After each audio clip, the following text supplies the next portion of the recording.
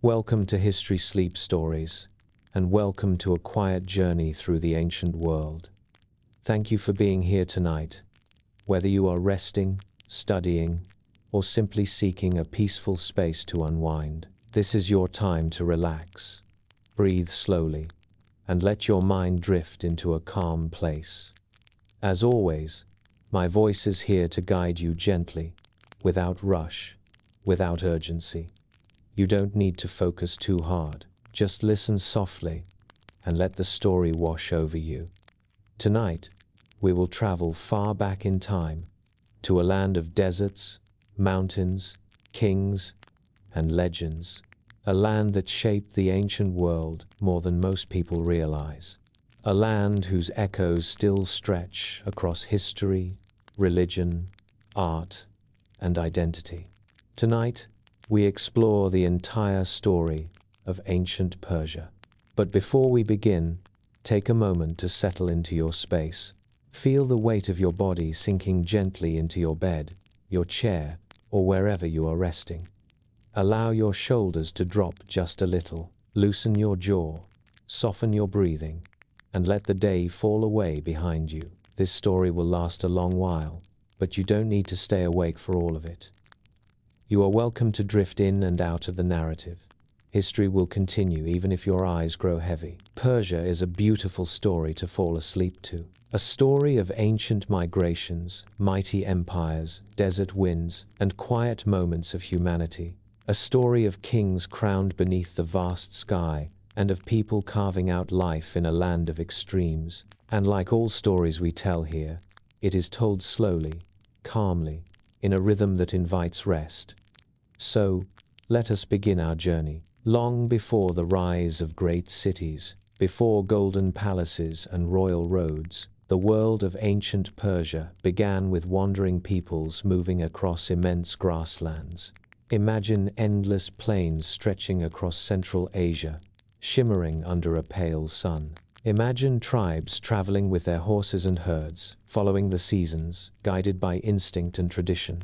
These were the early Indo-Iranian peoples, the ancestors of the Persians and the Medes. They carried with them their language, their customs, and their quiet resilience. They lived close to nature, shaped by wind, by open sky, and by the pulse of the earth beneath their feet. As centuries passed, they drifted southward toward a land that would one day be called Iran, a land unlike any they had known. Here, towering mountain ranges rose like natural walls, separating valleys from deserts.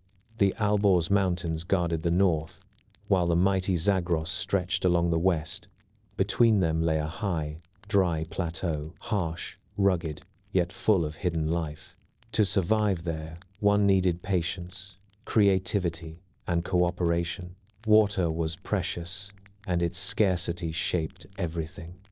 But instead of surrendering to the land, the early Iranian peoples learned to work with it. They invented ingenious underground channels called qanats that carried cool, clean water from the mountains to their villages. Even today, some of these ancient systems still flow. In this landscape, scattered communities began to settle, forming the earliest roots of what would become Persian civilization. Each valley had its own rhythms, its own traditions, its own quiet stories. Far to the northwest, one group began to grow strong. These were the Medes, skilled horsemen and fierce warriors, known for their fortified towns and mountain strongholds. Their capital, Ecbatana, was said to shine with walls of colored stone. To the south, in the warmer lands of Fars, lived the Persians, at first a smaller, humbler people. They were masters of survival in dry lands, experts in farming where farming seemed impossible. Though separated by dialect, geography, and custom, the Medes and Persians shared a deeper cultural thread. They honored similar gods. They valued courage, hospitality, and truth. And like many ancient peoples, they told stories of heroes, kings, and divine forces shaping the world. These stories would one day become the heart of Persian identity. But history is never still. Beyond the Iranian mountains, another power loomed, the Neo-Assyrian Empire, one of the most formidable military forces of the ancient world. Their armies marched with iron weapons and ruthless efficiency. They conquered cities, toppled kingdoms, and demanded tribute from all who lived nearby. For the Medes and Persians, the Assyrians were both a threat and a catalyst. Their presence pushed the tribes to unite, to organize, to defend their people. And slowly, the idea of something larger, a kingdom, perhaps even an empire, began to take shape. This is where the longer story begins. A story of resistance, of leadership, and of the delicate balance between power and mercy. But for now, as you listen, imagine the world as it once was. Imagine mountain slopes glowing beneath the setting sun. Imagine caravans moving through silent valleys. Imagine small fires burning at night while storytellers shared tales of gods and heroes under the stars. This is the cradle of Persia, a land built not instantly, but through generations of quiet endurance, a place where myth and reality blend, where history rises gently from the desert floor like morning light. As we move deeper into the tale, you will meet kings who shaped entire civilizations. You will witness battles, alliances, betrayals, and moments of astonishing wisdom. You will walk through ancient cities, hear the whispers of forgotten temples, and travel along roads that once connected the world. But always, the story returns to its beginning, to the simple, persistent heartbeat of the land, a land of contrast, a land of beauty, a land destined to give rise to one of the greatest empires the world had ever seen. So, let your mind rest, and let the images form gently in your imagination. The deserts will stretch before you. The mountains will stand tall around you. The ancient tribes will continue their slow migration, as if guided by something distant and eternal. And you, drifting softly with them, can simply breathe and enjoy the quiet movement of time. In a moment, we will step into the rise of kingdoms. We will watch as the Medes grow powerful, and as one day, from among the Persians, a remarkable leader emerges, a leader whose name will echo through millennia. But for now, stay peaceful, stay calm, let your breath slow. History will carry you gently from this point on. As we continue our quiet journey, let your breath settle into a calm rhythm, and let the story drift forward like a slow wind across ancient plains. In Chapter 1, we stepped into the earliest beginnings of the Persian world, a world shaped by wandering peoples, vast landscapes, and the gentle unfolding of time. Now, in Chapter 2, we move deeper into that early world to understand the people who first called this land home and the extraordinary landscapes that shaped their destiny. Long before the rise of kings, before empires and monuments, the story begins with the Indo-Iranian tribes. These tribes lived far to the north, in the sweeping grasslands of Central Asia, a region without borders, where the sky felt endless and the horizon seemed to stretch forever. For centuries, they lived as pastoral nomads, moving slowly with the seasons, following herds of horses, cattle, and sheep. Their lives were simple, yet deeply connected to the land. Each day was guided by the rhythm of nature, the sunrise, the wind, the migrations of animals, the shifting patterns of weather. In these wide-open spaces, they developed an intimate understanding of the world around them. They knew how to read the sky for storms. They knew how to find grazing lands even after long droughts. They learned to ride horses with such ease that the animal became an extension of their own bodies. The horse changed everything for these tribes. It gave them mobility, power, and freedom. It allowed them to travel great distances, to move quickly when threats appeared, and to explore lands far beyond their original homeland. Over time, something subtle began to shift. Tribes that had always moved in familiar patterns started drifting southward, not abruptly, but slowly, almost imperceptibly. generation after generation. No single reason explains this migration. Perhaps the climate shifted, perhaps grazing land grew scarce, perhaps the tribes sought new pastures, new opportunities, or simply followed an ancient instinct to wander. Whatever the cause, their gradual journey carried them toward a region that would one day transform them forever: the Iranian plateau. The first tribes to arrive must have been struck by the dramatic change in landscape. The plateau rose before them like a world of stone and silence. It was a land of contrasts, far different from the gentle grasslands they had known. Here, mountains rose sharply into the sky, their peaks wrapped in snow even while the valleys below baked in the summer heat. Here, deserts stretched like oceans of sand and salt, shimmering under the heavy sun. Yet hidden between the mountains and deserts were fertile valleys, green pockets of life where streams flowed and crops could grow. The land seemed harsh at first glance, but those who studied it closely saw potential. They saw that beneath the barren surfaces lay sources of water. They saw that the mountain streams brought life to the valleys. They saw that with enough effort and cooperation, the land could support communities. And so, slowly, they began to settle. The people who would one day become Persians and Medes built their first villages in sheltered valleys, near springs and rivers that flowed down from the mountains. At first, these settlements were small clusters of tents or mud brick houses, simple enclosures for animals, small fields of grain. But they were the foundation of something greater. The early Indo-Iranian settlers adapted to the plateau with remarkable ingenuity. They brought their skills as herders, but they also learned to farm more intensively. They grew barley and wheat in the valleys, and they developed small orchards where pomegranates, grapes, and figs could flourish. Still, the greatest challenge was water. Rainfall was limited. Summers were hot, and droughts could last for months or even years. If the early settlers wanted their new home to thrive, they needed a reliable source of water. This led to one of the greatest innovations in the history of Persia, the qunat. A qunat was an underground canal carved through earth and stone. It began deep in the mountains, where snowmelt seeped into the ground. Workers would dig vertical shafts down into the earth, connect them with long horizontal tunnels, and slowly guide the water downhill through a gentle slope.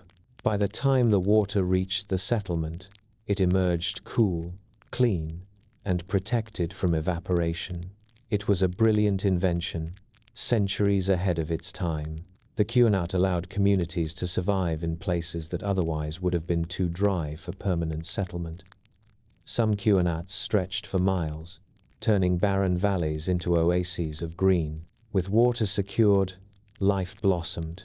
Villages grew. Fields expanded. Families planted deeper roots into the land.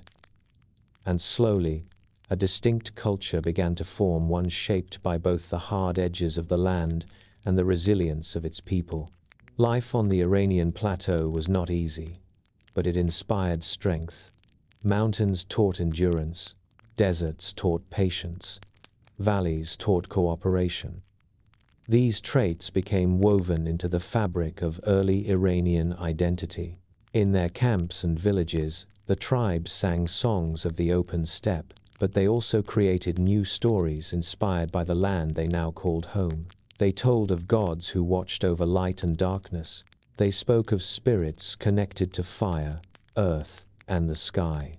And they passed down tales of heroes who defended truth, honor, and family values that would remain central to Persian culture for millennia. As centuries passed, the tribes spread across the plateau. Some settled in the northwest, among rolling hills and highland meadows. These people became the Medes. Others moved southward into the region now known as Fars, where the land was drier but still fertile with the right techniques. These people became the Persians. Although they lived in different regions, they remained connected through shared ancestry, shared language roots, and shared values. Their dialects differed, but they understood each other. Their customs varied, but their worldviews aligned. They honored similar gods, performed similar rituals, and viewed the world through a similar lens, a lens shaped by struggle, adaptation, and the ancient memory of migration. The Medes developed a strong culture of horsemanship, carrying forward the deep traditions of their ancestors from the northern steppes. Their warriors became known for their skill with the bow and their ability to fight from horseback. The Persians, living in a region that demanded careful water management, became masters of agriculture and irrigation. Their early experiences with farming and qanat construction laid the foundation for the agricultural strength of future Persian empires. Despite their differences, both groups lived in harmony with their challenging environment. To them, nature was not an enemy, but a teacher. They built houses that could withstand extreme temperatures. They timed their farming to the seasons and the flow of mountain streams. They learned to store grain for years when drought made harvests weak. They understood how to move their animals to higher pastures during hot summers and lower valleys during cold winters. This connection to the land cultivated a deep sense of identity. For the early Iranians, the land was not merely a place to live, it was a living force that shaped their character. In the long winter nights, families gathered around small fires, telling stories of ancestors who had crossed wide plains and faced the unknown with courage. In the summer, communities came together to celebrate harvests, pay respect to divine forces, and give thanks for water, the most precious gift. Through these practices, the early Iranian tribes forged bonds that would one day support the rise of kingdoms. Their shared challenges created unity, their shared values created trust, and their shared stories created a sense of destiny and understanding that they were part of something larger than themselves. By the 8th century BCE, many small settlements had grown into organized communities. The Medes began to form alliances, uniting clans under strong leaders who could protect them from external threats. The Persians, still smaller in number, developed strong tribal structures founded on loyalty and kinship. Their political organization was simple, but effective leaders earned respect through wisdom, courage, and generosity. At this time, neither group could have predicted the future. They could not have known that one day their descendants would build one of the largest empires the world had ever seen. For now, they were simply people living close to the earth, working to survive, and learning from the land. Yet deep beneath the surface of their daily lives, something powerful was forming, a cultural foundation, a spiritual tradition, a shared resilience. The ingredients of an empire were quietly gathering, long before anyone gave them a name. If you could stand on a hilltop in ancient Iran and look across the land, you would see herds moving like waves across the valleys. You would see small clusters of homes against the mountainsides. You would see dust rising in the distance where riders traveled between settlements. You would hear the echo of voices, children playing, elders chanting stories, women grinding grain, men preparing fields. And beneath it all, you would feel the heartbeat of a culture in the making. In time, the Medes would rise first, forming a kingdom that challenged the great powers of the region. And then, from the southern highlands, a smaller tribe, the Persians, would begin their ascent under a man whose name would echo through history. But that moment has not yet arrived. For now, we remain in the early centuries, watching the land and its people grow together, learning how mountains can shape destiny, seeing how hardship can create unity, witnessing how a scattered group of tribes can slowly become a civilization. As this chapter closes, take a slow breath. Feel the quiet strength of these ancient tribes and the vastness of the land they called home. The next chapter will carry us into the rise of kingdoms, into alliances and conflicts, and into the awakening of a power that will change the ancient world. But for now, rest in the gentle rhythm of the early Iranian plateau. Its winds, its stones, and its stories continue to whisper through the ages. As we continue drifting through the early chapters of Persian history, let your breath settle, soft and unhurried. as we move closer to the moment when scattered tribes began transforming into true nations. In the last chapter, we witnessed the slow migration of Indo-Iranian peoples across the high plateau, and how the land shaped them into communities of remarkable endurance. Now, in this chapter, we watch those communities divide naturally into two major cultural groups, two peoples whose destinies would one day intertwine and reshape the ancient world, the Medes and the Persians. Their stories begin not with conquest, but with the quieter rhythms of settlement, families building homes, herders guiding animals through mountain passes, and villages forming where the land offered water and protection. Over time, these settlements grew into distinct regions with their own customs, leadership structures, and emerging identities. In the northwest of the Iranian plateau, among the rolling green foothills and high alpine valleys, lived the people who would become known as the Medes. Their homeland, naturally sheltered and rich in pasture, made them exceptional horse breeders. The horse had always been central to their way of life, but here, in these highlands, their bond with the animal deepened even further. For the Medes, horses were not simply tools for travel or war, they were symbols of prestige, companions in daily life, and partners in shaping their identity. Median warriors learned to ride from childhood, guiding their horses across rugged terrain with effortless grace. They trained their mounts to respond to subtle cues, to move as extensions of the rider's body, to turn and sprint with breathtaking speed. Their culture became inseparable from the horse, and this mastery of horsemanship gave them a strong military advantage over neighboring peoples. In time, the Medes constructed fortified settlements that reflected both their strategic awareness and their rising sense of unity. Among these, one city stood above all the rest, Ecbatana. Set against the mountains, Ecbatana was said to have 7 concentric walls, each painted a different color, rising in layers like ripples around a royal center. Even if these colorful details were later exaggerations, the city's reputation for power and beauty spread far across the ancient world. Ecbatana became the heart of the Medes, a place where rulers gathered, warriors trained, and goods from distant lands passed through. It was the first major urban center among the Iranian tribes, and it symbolized the Medes' rising influence. Yet even as the Medes grew strong in the northwest, another people were establishing their own identity far to the south, in a region known as Fars. Fars was different in every way. Its landscape was harsher, rocky, dry, and often scorching beneath the summer sun. Rain was scarce, and water had to be managed with great care. But those who lived there, the people who would become the Persians, were shaped by these challenges instead of defeated by them. Here, survival demanded not only strength but ingenuity. The Persians became experts in irrigation and water preservation.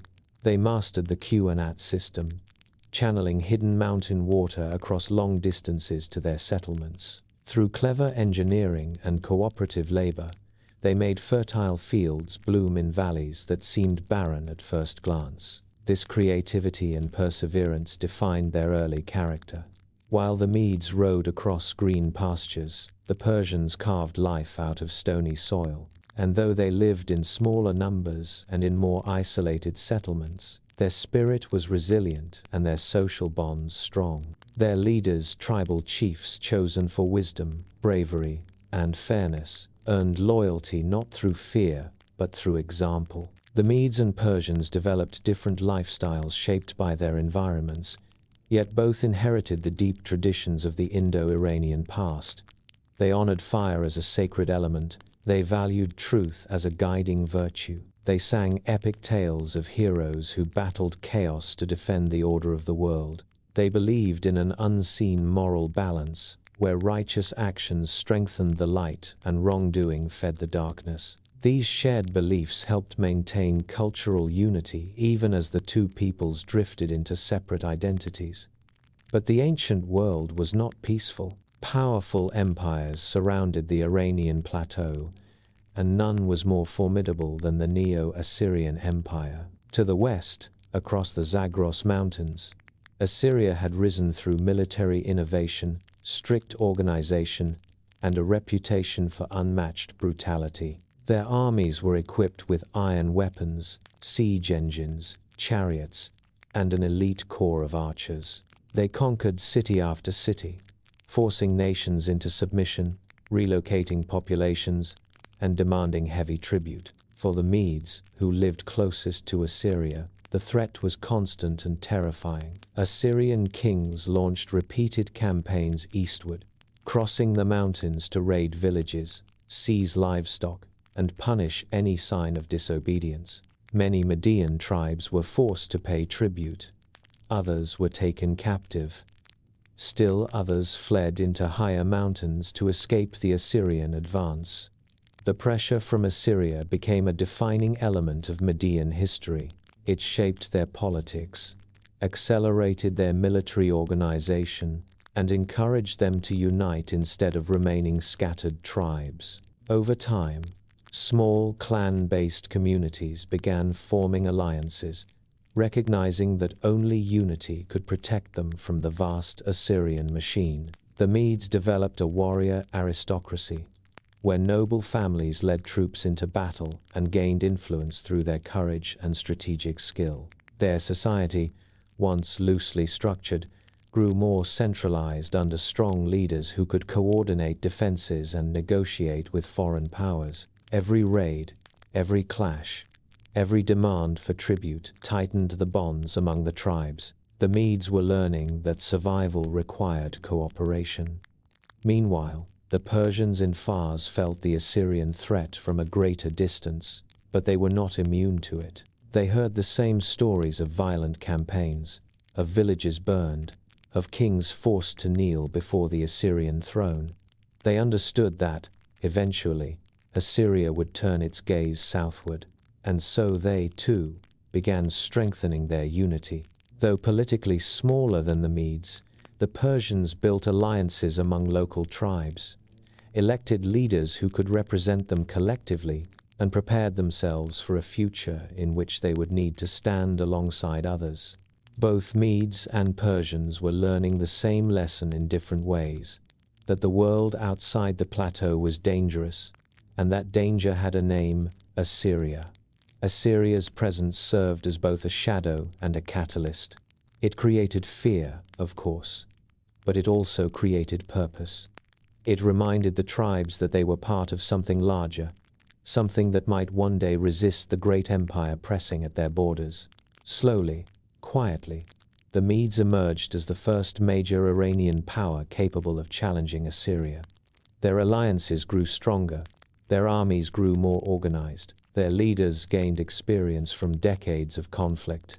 By the 7th century BCE, the Medes were no longer scattered tribes, they were a rising kingdom. Both Medes and Persians were learning the same lesson in different ways, that the world outside the plateau was dangerous, and that danger had a name, Assyria. Assyria's presence served as both a shadow and a catalyst. It created fear, of course, but it also created purpose. It reminded the tribes that they were part of something larger, something that might one day resist the great empire pressing at their borders. Slowly, quietly, the Medes emerged as the first major Iranian power capable of challenging Assyria. Their alliances grew stronger, their armies grew more organized, their leaders gained experience from decades of conflict. By the 7th century BCE, the Medes were no longer scattered tribes, they were a rising kingdom. They allied with the Neo-Babylonians, another people who longed for independence. Together, they launched coordinated attacks that gradually pushed Assyrian forces back. These events were still far in the future during the early growth of the Medes and Persians, but the seeds were being planted now in the shared recognition that unity was strength. While the Medes were moving towards statehood, the Persians continued developing their skills in agriculture, water management, and tribal organization. Their lands required cooperation to survive, and that cooperation translated seamlessly into their political culture. Little by little, local chiefs began acknowledging higher-ranking leaders. forming the earliest outlines of what would become the Achaemenid lineage. The Persians admired the Medes' military prowess and often allied with them or served as valuable partners in campaigns. Their relationship was complex, sometimes cooperative, sometimes hierarchical, but always rooted in shared heritage. Culturally, the Medes and Persians influenced each other deeply. The Medes adopted agricultural practices from the Persians, while the Persians learned warfare and horsemanship from the Medes. Their languages, though distinct, remained closely related, and communication was easy between the two groups. Religion also provided common ground. Both peoples practiced early forms of what would later become Zoroastrianism, honoring fire, sky, and the eternal struggle between truth and falsehood. As generations passed, these shared beliefs became spiritual glue, holding their societies together even as they evolved separately. By the late 7th century BCE, the Iranian plateau was no longer a land of isolated tribes. It had become a region of two rising powers. The Medes stood as a strong kingdom with a royal center at Ecbatana. The Persians, though still smaller, were becoming increasingly unified and influential. Together, their presence shifted the balance of power in the ancient Near East. Assyria, for the first time in centuries, faced real threats on multiple fronts, and though neither the Medes nor the Persians knew it yet, their intertwined destinies would soon give birth to something unprecedented, a new world empire under a young Persian leader whose name would one day echo across centuries. But for now, the story remains here, in the slow shaping of nations, in the quiet formation of alliances, and in the deepening awareness that the plateau held more potential than anyone had imagined. As the chapter closes, imagine the lands of the Medes and Persians from above, mountains guarding one region, deserts sculpting the other. The Medes stood as a strong kingdom with a royal center at Ecbatana. The Persians, though still smaller, were becoming increasingly unified and influential. Together, their presence shifted the balance of power in the ancient Near East.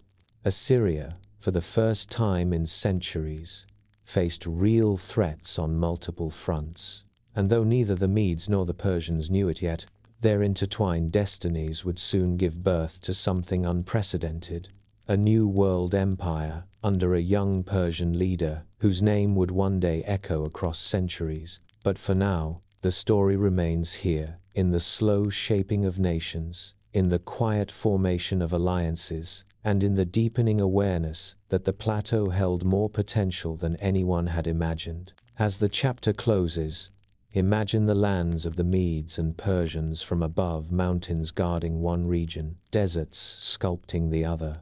As we move deeper into the story of ancient Iran, let your breathing soften and your mind ease into a gentler rhythm. History and myth now begin to blend, because in Persia, the past was never told in a single voice. It lived in two worlds at once, the world of kings and cities, and the world of heroes, demons, and divine light. And to truly understand the heart of Persia, we must enter the realm of its greatest epic, the Shahnameh, the Book of Kings. This monumental story, preserved through centuries of oral tradition before being woven into poetry by the master poet Ferdowsi, is far more than a collection of legends. It is the soul of Iranian identity. It shaped how generations understood justice, leadership, and the very meaning of being Persian. It provided a moral compass, a cultural memory, and a spiritual anchor. And even as we follow the historical Medes and Persians rising on the plateau, the mythic kings of old whisper beneath the surface, guiding them. For the people of ancient Iran, these legends were not distant fantasies. They were living truths, carried in lullabies, rituals, and stories by the firelight. They helped define what a good ruler should be: wise, just, brave, and blessed by divine favor. They helped define what a hero should strive for: honor, loyalty, and sacrifice. In a world facing powerful enemies like Assyria, these stories offered courage. In a land of harsh mountains and deserts, they offered comfort. And in times of uncertainty, they offered a sense of destiny. The Shahnameh begins not with human kings but with the creation of the world and the rise of the first mythical dynasty, the Pishdadian. This dynasty was ruled by legendary figures whose roles resembled culture bringers, each introducing something essential to human civilization. The first king, Kiumars, is described as living in harmony with the earth, wearing garments made of leopard skins, ruling gently over the earliest people. Under his descendants, humanity learned the crafts and knowledge that allowed them to flourish. Hashang discovered fire by striking stones against each other, illuminating the darkness for the first time. Tamaras mastered art, writing, and the ability to tame wild beasts. Jamshid, one of the most radiant kings, brought the world into an age of prosperity. He taught people weaving, mining, jewelry making, and the secrets of medicine. Under his rule, suffering faded and the world shone with abundance. But even legends warn against pride. When Jamshid began to forget the divine source of his fortune and claimed glory for himself, he lost the sacred light that had protected him, the Farah. Farah is one of the most important concepts in Persian mythology. It is a radiant spiritual glory, a divine light that grants legitimacy to kings. It is not inherited by blood alone.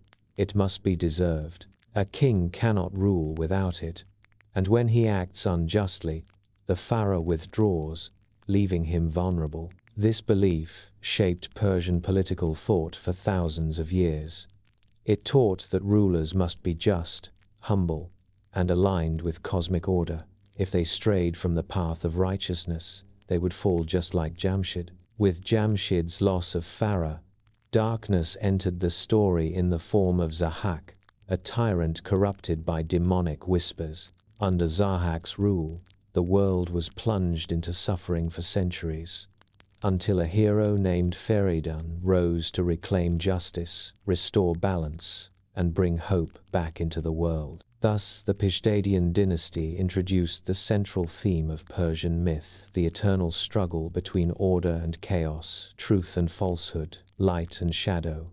After the Pishdadians came another great mythical line, the Achaemenids. These kings were closer to historical memory, ruling mighty realms, battling foreign invaders, and guarding the moral fabric of the world.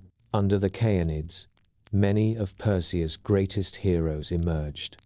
None more beloved than Rostam. Rostam stands as the towering champion of Persian epic tradition. Half hero, half human, strong beyond measure, courageous beyond compare, and unwaveringly loyal to his king and country. He rides the mighty horse Raksh, a companion as fierce and loyal as any warrior. Together they travel across mountains, deserts, and enchanted lands, defeating monsters, rescuing kings, and restoring order wherever threats appear. But in the quiet, sleepy rhythm of this story, we pause at one of the most poignant tales in all world literature, the tragedy of Rostam and Sorab. It is a story of destiny, identity, and heartbreak. And as you listen, let the gentle cadence of the tale carry you, like a slow river moving through the soft glow of twilight. The story begins with Rostam, traveling far from home. One night, exhausted from the road, he falls asleep near a distant kingdom ruled by a wise king and his daughter, Tamenei. Tamenei, hearing of Rostam's legendary strength, seeks him out, drawn to his courage and noble heart. Their meeting is quiet, delicate, wrapped in moonlight and destiny. From their union comes a child, Sorab. Before leaving, Rostam gives Tamenei a bracelet to tie around the arm of their future child, so he might one day be recognized. Years pass, and Sorab grows into a warrior whose strength rivals even his father's. But he grows up without knowing who his father is. He learns of Rostam through tales told in distant lands, stories of unmatched bravery, and he becomes determined to find him. Yet fate has a way of clouding the path between hearts meant to reunite. When war erupts between Iran and a neighboring kingdom, the young Sorab joins the opposing side, dreaming that by defeating the Iranian army, he will force its leaders to reveal Rostam's identity. Rostam, unaware of his son's existence, is called to defend Iran, and so father and son, bound by blood but separated by destiny, march toward the same battlefield. Their first encounter is fierce and bewildering. They are evenly matched in strength and skill. There is something familiar, something unspoken between them, but neither recognizes the truth. Sohrab, confident and youthful, seeks honor. Rostam, older and experienced, seeks duty. As they clash again and again, the battle becomes not just a fight between warriors, but a tragic dance guided by fate. On the final day, Rostam, pushed to his limits, calls upon ancient strength and manages to strike Sohrab a mortal blow.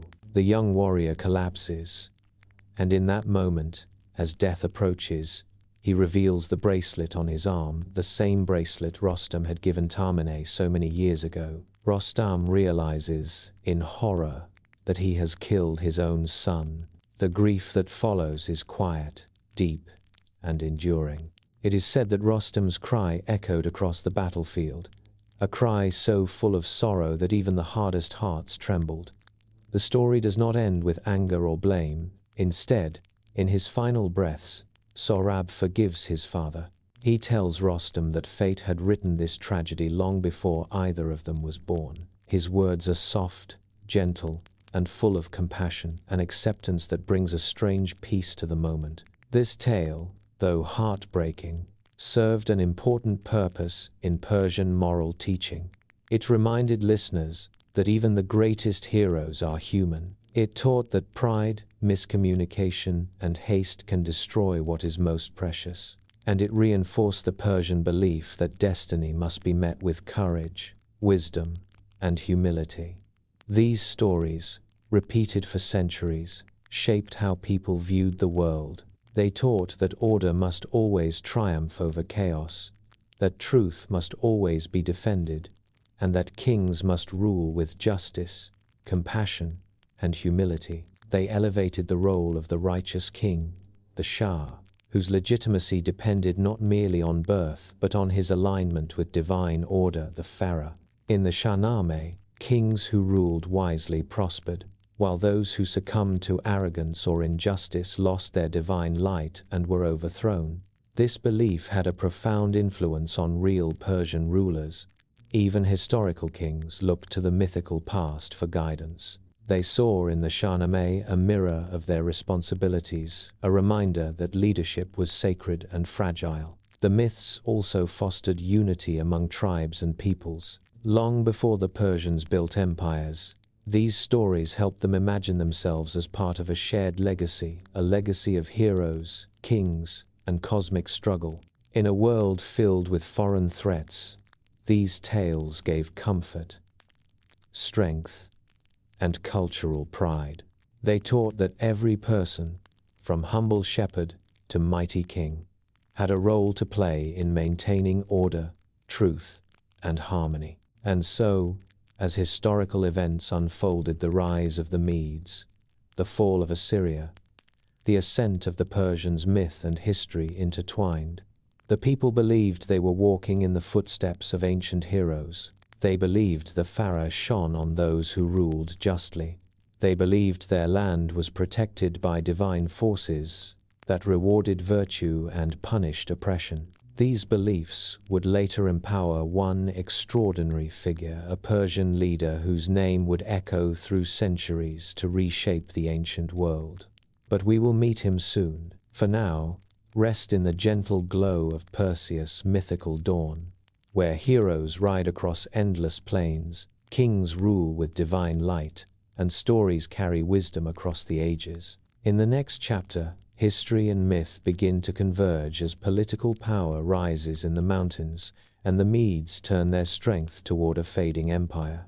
As we leave the mythic realms of the Shahnameh behind, stay relaxed, letting the dreamy echoes of Perseus' legendary kings fade softly into the distance. Now, the story returns to the world of recorded history, where the rise and fall of kingdoms would shape the destiny of the Iranian plateau. In this chapter, the Medes stepped from the shadows of legend into the light of political power, becoming the first Iranian people to build a true empire. Their ascent marks a critical turning point, a moment when the balance of power in the ancient Near East began to shift. To understand how the Medes rose, imagine the landscape of Western Iran during the 7th century BCE. A network of tribes, once scattered and vulnerable, had slowly been brought together under increasingly capable leaders. Threats from the outside world, especially from Assyria, pressured the Medes to organize themselves more tightly. The Neo-Assyrian Empire, with its iron armies, advanced siege engines, and ruthless tactics, had dominated the Near East for centuries. Assyria had crushed kingdoms, destroyed cities, and deported entire populations. No neighboring people could remain indifferent to its presence. For the Medes, whose lands lay closest to the Assyrian border, survival demanded strength, unity, and strategic thinking. Earlier chapters told of how Median tribes began forming alliances under local chieftains, but now their political structure grew more sophisticated. One of their early leaders, possibly the semi-legendary Darius, is said to have brought order by establishing a system of judges, officials, and a capital at Ecbatana. Whether or not every detail is historically accurate, there is truth in the broader narrative. The Medes were consolidating, creating a foundation for formal kingship. As Median influence expanded, so did the need for a strong military. The Medes were already skilled horsemen, but now they developed a formidable cavalry force, emphasizing speed, mobility, and archery.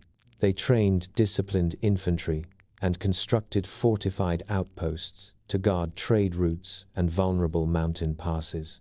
Under later kings such as Phraortes and Cyaxares, the Median army evolved into one of the most powerful forces in the region. Cyaxares, in particular, stands out as a transformative figure. He reorganized the army into specialized units, archers, spearmen, cavalry, and introduced reforms that made the Median military more coordinated, flexible, and deadly. He was a strategist who recognized that Assyria could not be defeated by scattered resistance. To challenge such a mighty empire, the Medes would need allies, and so, Cyaxares forged one of the most consequential alliances of the ancient world, the partnership between Media and Babylon. Babylon, long ruled by the Assyrians, had grown restless under their control. Its people yearned for independence, and its leaders saw in the Medes a powerful partner capable of helping them regain their autonomy. Thus, the Medes and Babylonians formed a strategic alliance based on shared grievances and shared ambition. Together, they prepared for a confrontation that would reshape the political map of the Near East. Assyria, though mighty, had begun to weaken. Internal strife, revolt in distant provinces, and overextension had strained its stability. Its aura of invincibility, carefully cultivated through centuries of military dominance, was beginning to crack. Sensing an opportunity, Cyaxares and the Babylonian king Nabopolassar coordinated their movements, launching campaigns against Assyrian strongholds. The decisive moment came in 612 BCE, when their combined forces marched toward the Assyrian capital, Nineveh. The siege of Nineveh was long, brutal, and relentless. For generations, the city had seemed untouchable, protected by massive walls, a strong army, and a reputation for terror. But this time, the Medes and Babylonians were determined. Their forces surrounded the city, cut off its supply lines, and battered its defenses. After months of resistance, Nineveh fell. Its walls were breached, its palaces burned, and its empire collapsed into ruin. The fall of Nineveh marked one of the great turning points in ancient history. The Assyrian Empire, which had shaped the politics of the region for centuries, suddenly vanished. Its former territories were carved up by its conquerors, and a new political landscape emerged. For the Medes, the victory was monumental. They expanded their territory into northern Mesopotamia, eastern Anatolia, and parts of Central Asia. They became, for the first time, a true empire, an organized, powerful, multi-regional state. The Medes ruled from Ecbatana, their vibrant mountain capital, where royal courts, military commanders, and craftsmen flourished. Envoys from neighboring lands traveled there, seeking alliances or recognition. Trade routes connecting Western Asia and the Iranian plateau fell under their domain. For a brief but significant moment, the Medes were the leading power of the Near East. Yet even in their triumph, another story was quietly unfolding to the south. In the region of Fars, the Persians continued to grow, influenced both by their own traditions and by their interactions with the Medes. Though still politically subordinate, they maintained strong local leadership under the Achaemenid family, whose roots extended deep into Persian heritage. While the Medes celebrated their victories, the Persians studied them. They observed how the Medes organized their armies, how they negotiated alliances, how they dealt with conquered peoples. They learned valuable lessons that would one day define their own empire. For now, the Persians remained loyal vassals of the Medes. They paid tribute, offered troops when called upon, and recognized Median kings as their overlords. Their autonomy was limited, but their ambitions quietly simmered beneath the surface. Among them lived a young prince, growing up in the rugged hills of Fars, shaped by the same land that had formed his ancestors. He observed his world carefully, its politics, its conflicts, its alliances, and he understood both the strengths and weaknesses of the Median system. He was not yet known to history, but those who knew him sensed something extraordinary in him. His name was Cyrus. In time, he would become Cyrus the Great, the founder of the Persian Empire, and his rise would mark the next great shift in the history of the ancient world. But for now, we remain in the era of the Medes, an era of consolidation and transformation. Their victory over Assyria created a power vacuum, reshaping alliances and opening opportunities. Their alliances expanded, their influence deepened, their armies patrolled vast new territories, and their rulers, sitting on the throne of Ecbatana, believed their empire would endure for generations. Yet history rarely flows in a straight line. The same pressures that had once united the Medes would, over time, expose tensions within their growing domains. The empire they built was strong, but its foundations were not as lasting as those of the Persians who watched from the south. For now, though, in this quiet moment of the narrative, imagine the Medes at the height of their power. Imagine Ecbatana shimmering beneath the mountain sun. Imagine riders galloping across the highland plains, carrying news of victories. Imagine the relief felt by countless peoples as Assyria's shadow finally lifted from their lands. The ancient world had entered a new chapter, and the stage was set for the rise of a brilliance even greater. In the next chapter, the young Persian prince Cyrus will step forward, quiet at first, but destined to reshape history. For now, rest in the calm before that transformation, as the echoes of the Medes settled gently across the mountains of Iran. As the power of the Medes stretched across the Iranian plateau, a quiet change was taking shape in the southern land of Fars, a change that would soon alter the course of the ancient world. In this chapter, we follow the early years of a young prince who would rise from obscurity to become one of history's most admired rulers. His name was Cyrus, and in time, he would be remembered as Cyrus the Great. Let your breath soften as we drift into his story, a story woven from both myth and history, shaped by destiny yet grounded in compassion and wisdom. According to legend, Cyrus' birth carried a sense of wonder. Some tales describe strange dreams and omens surrounding his arrival, visions that frightened the Median king Astyages, who ruled over Persia as its overlord. In these myths, Astyages dreamed that his daughter Mandane would bear a child who would overthrow him, and in fear, he tried to prevent the prophecy from coming true. The stories tell of Cyrus being ordered to be killed as an infant, only to be secretly spared and raised by a humble shepherd. These tales, though embellished by centuries of storytelling, reflect a deeper truth. Cyrus would become a leader unlike any that had come before him. Even in childhood, Cyrus seemed touched by something special: kindness, intelligence, courage, and a quiet strength that inspired those around him. Whether raised among shepherds or in the Persian royal household, he grew up shaped by the rugged hills of Fars, by a culture of resilience and mutual respect, and by the spirit of a people who had endured generations of foreign rule. As Cyrus matured, his natural leadership became impossible to ignore. The Persians, long vassals of the Medes, saw in him a glimmer of hope, a chance to reclaim their independence. And in time, Cyrus began to unify the Persian tribes under his authority, earning loyalty not through force but through fairness, generosity, and a calm confidence that soothed even the most cautious elders.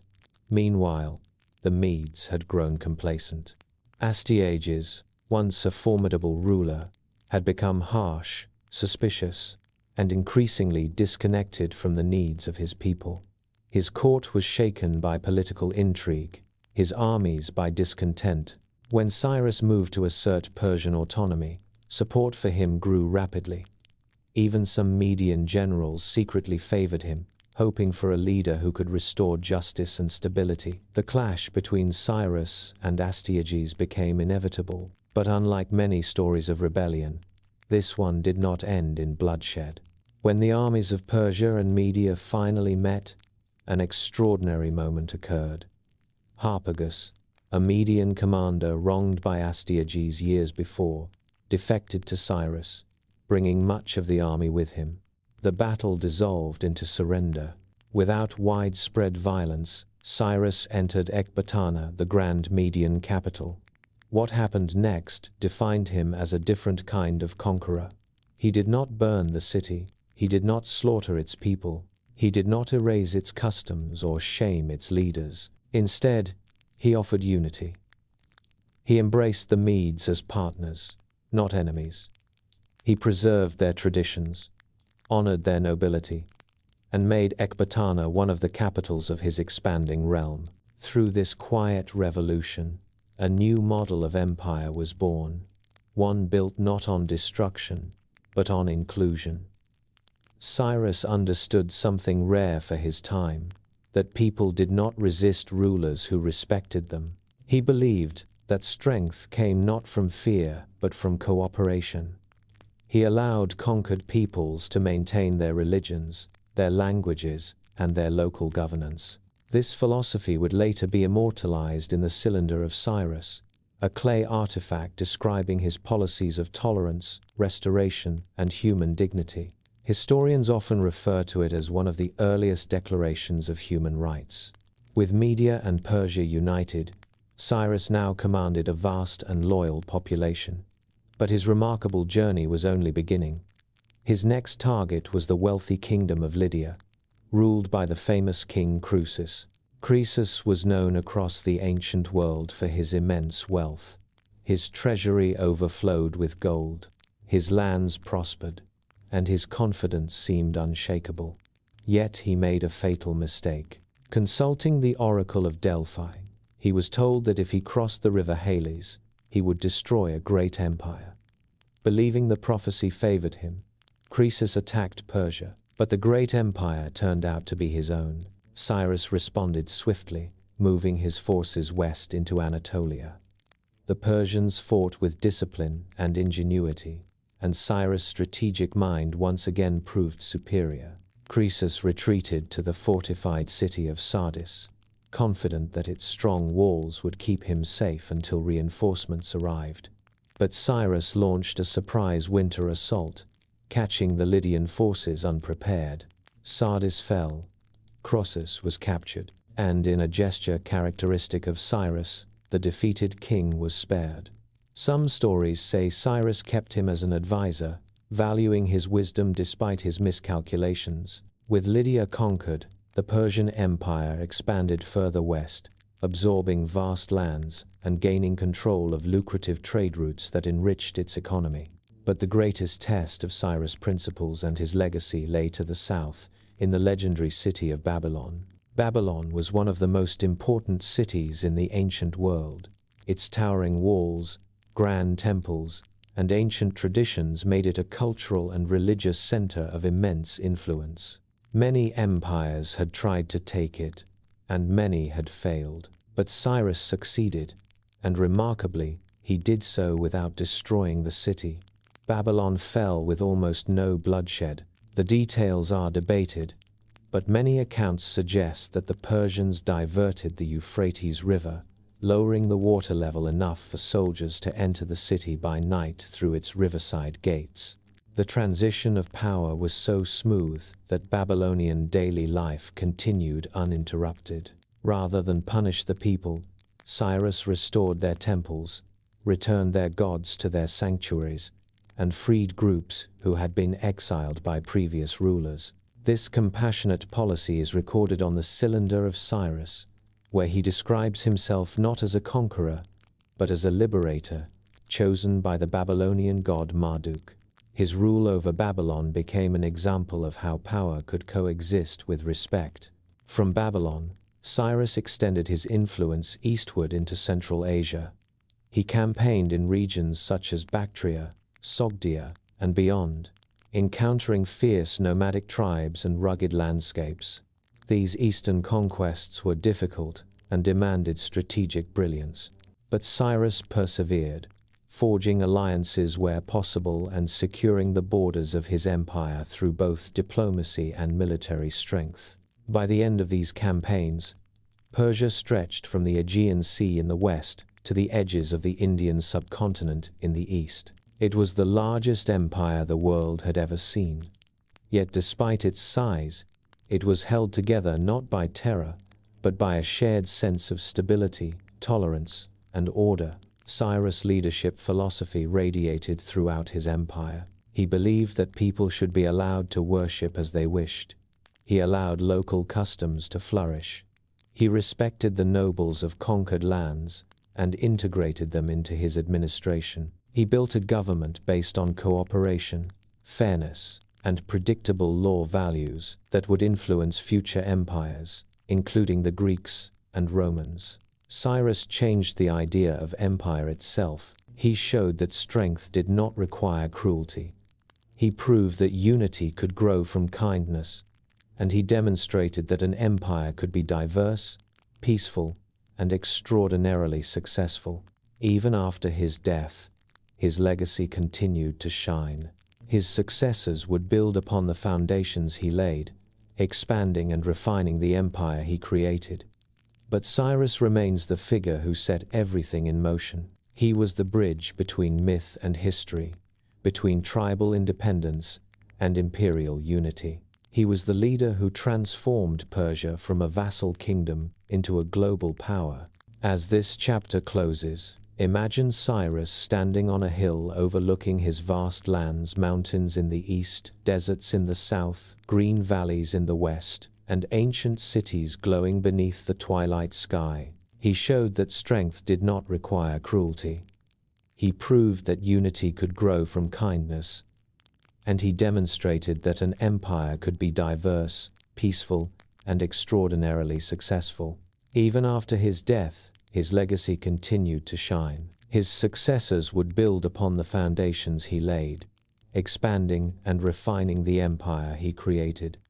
But Cyrus remains the figure who set everything in motion. He was the bridge between myth and history, between tribal independence and imperial unity. He was the leader who transformed Persia from a vassal kingdom into a global power. As this chapter closes, imagine Cyrus standing on a hill overlooking his vast lands, mountains in the east, deserts in the south, green valleys in the west, and ancient cities glowing beneath the twilight sky.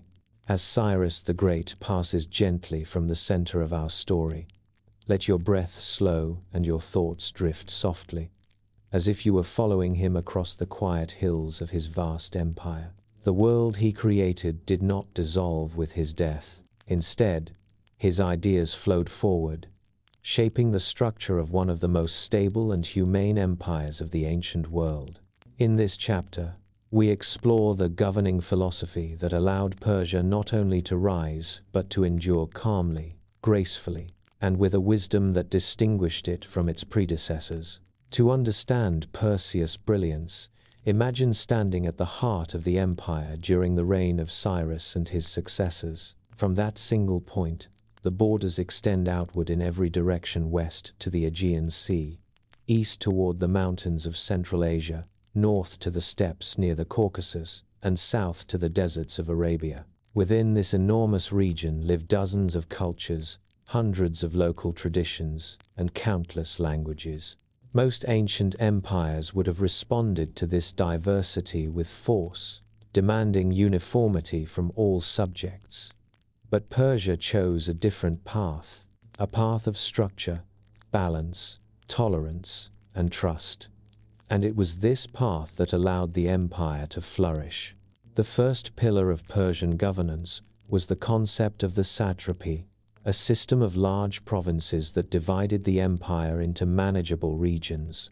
Rather than ruling every corner directly from the center, Cyrus and the kings who followed him created an elegant framework. Each satrapy had its own governor, called a satrap, usually chosen from Persian or Median nobility.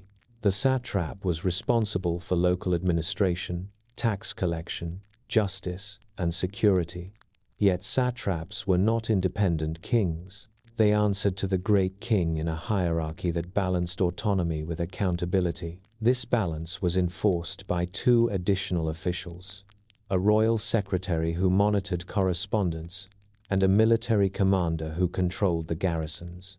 By separating civil authority from military authority, the Persians ensured that no satrap could rebel easily. This multi-layered system created a stable structure that allowed local regions to operate smoothly while still remaining part of a unified whole. And because the satrapy system relied on local leaders familiar with their own regions, decisions were rooted in knowledge rather than imposed blindly from afar. The second pillar of Persian governance was the tax and legal system.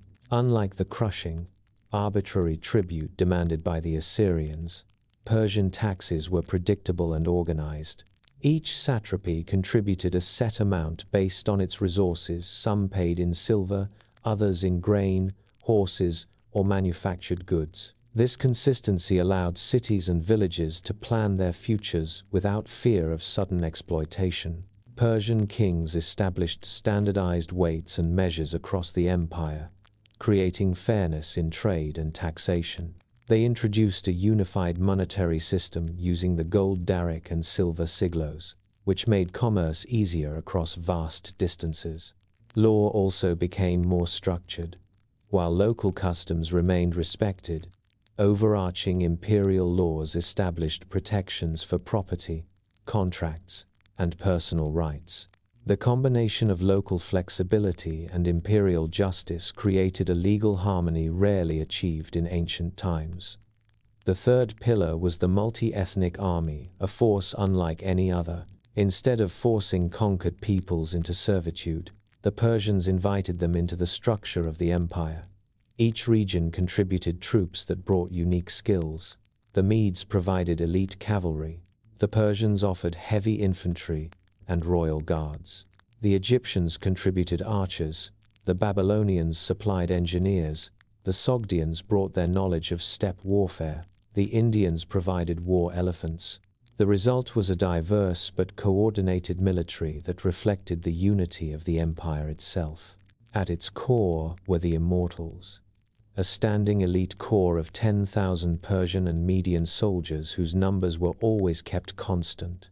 This combination of a professional corps and diverse regional units created one of the most flexible armies in the ancient world. It also bound the peoples of the empire together in shared purpose and mutual respect. The fourth pillar, and perhaps the most remarkable, was religious freedom.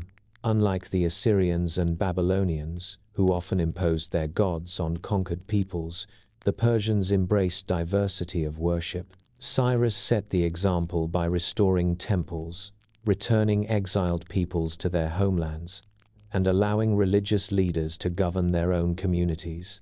This policy continued under later kings. Jews in Babylon were allowed to return to Jerusalem and rebuild their temple. Egyptian priests continued their rituals safely within Persian rule. Babylonians, Elamites, and Anatolians kept their ancient faiths without fear. This respect for belief created a sense of peace that held the empire together more strongly than any army could. Along with religious tolerance came local autonomy. Persian governance did not attempt to erase languages, customs, or cultural identities. People were allowed to speak their native languages. They could follow their traditional laws in matters of family and community. They could worship as they pleased. They could govern themselves through local councils. Rather than forcing assimilation, Persia celebrated diversity. The empire became a mosaic complex, colorful, and harmonious. This tolerance was rooted in Zoroastrian moral philosophy, which valued truth, righteousness, and the struggle between good and evil. A just ruler, in Persian thought, strengthened the forces of light by treating his subjects with fairness. A cruel ruler strengthened the forces of darkness. This moral dimension gave Persian governance a deeper meaning and helped unify the empire on a spiritual level. To maintain cohesion across vast distances, another innovation emerged: the royal road. Stretching thousands of kilometers from Susa to Sardis, it linked the empire through a network of stations, supply posts, and riders who could carry messages at astonishing speed. This communication system allowed the king to stay informed, respond to crises, and maintain a sense of connection across cultures and regions. Combined with water management systems such as conquests, agricultural reforms, and efficient trade networks, the Persian Empire became not only large but remarkably stable and prosperous. All these elements, the satrapy system, the structured tax and legal framework, the multi-ethnic army, religious freedom, local autonomy, and advanced communication, worked together in harmony. They created an empire that felt less like a forced union and more like a cooperative federation. Now, let us gently compare Persia to the empires that came before it. Assyria had tried to maintain power through fear, deportation, and harsh punishment. Its rule bred resentment, rebellion, and instability. When Assyria weakened, its subjects rose up eagerly to destroy it. Babylon, though culturally rich, struggled with abrupt shifts in leadership and relied heavily on centralized control that could not adapt to distant provinces. Persia, by contrast, offered stability through respect. It offered unity through inclusion. It offered continuity through flexibility. People did not fear Persia. They felt safer under its rule than under the chaos that came before. Trade prospered because roads were safe. Villages thrived because taxes were predictable. Temples flourished because religious freedom was protected. And soldiers fought willingly because they believed in the fairness of the king. This model allowed the Persian Empire to endure far longer and far more peacefully than the harsh regimes that preceded it. It became a blueprint for future civilizations, influencing Greek thinkers, Roman administrators, and countless societies across history. As this chapter draws to a close, imagine the gentle hum of life within the empire markets buzzing with merchants from many lands, caravans traveling safely, farmers tending fields irrigated by conquests, priests worshipping freely, and royal couriers galloping down the royal road with messages of peace and prosperity. Persia was not only a vast empire, it was a breathing, harmonious world held together by principles that valued dignity, diversity, and human connection. In the next chapter, we will follow the story of Cambyses and the conquest of Egypt, as the empire continues to expand under the successors of Cyrus. But for now, let your mind rest in the calm order of a world shaped by wisdom, tolerance, and the quiet power of unity. As the gentle glow of Cyrus the Great fades into memory, let your mind drift quietly into the next chapter of the Persian Empire, where his son Cambyses steps into a world filled with expectation, challenge, and the weight of a father's legacy. The transition from Cyrus to Cambyses was smooth in appearance but heavy with responsibility. Cyrus had expanded Persia into the largest empire the world had ever seen. He had conquered lands, united peoples, and established a philosophy of rule built on respect and justice. Now Cambyses, inheriting this vast world, faced a question that every successor of a great leader must confront: how to carry the empire forward without breaking what had been so carefully built.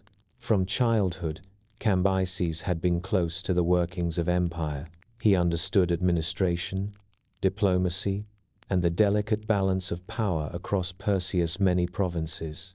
He had traveled through the empire, meeting nobles, satraps, priests, and generals. His education was thorough, his training rigorous, and his upbringing shaped by Persian ideals of honor, discipline, and loyalty.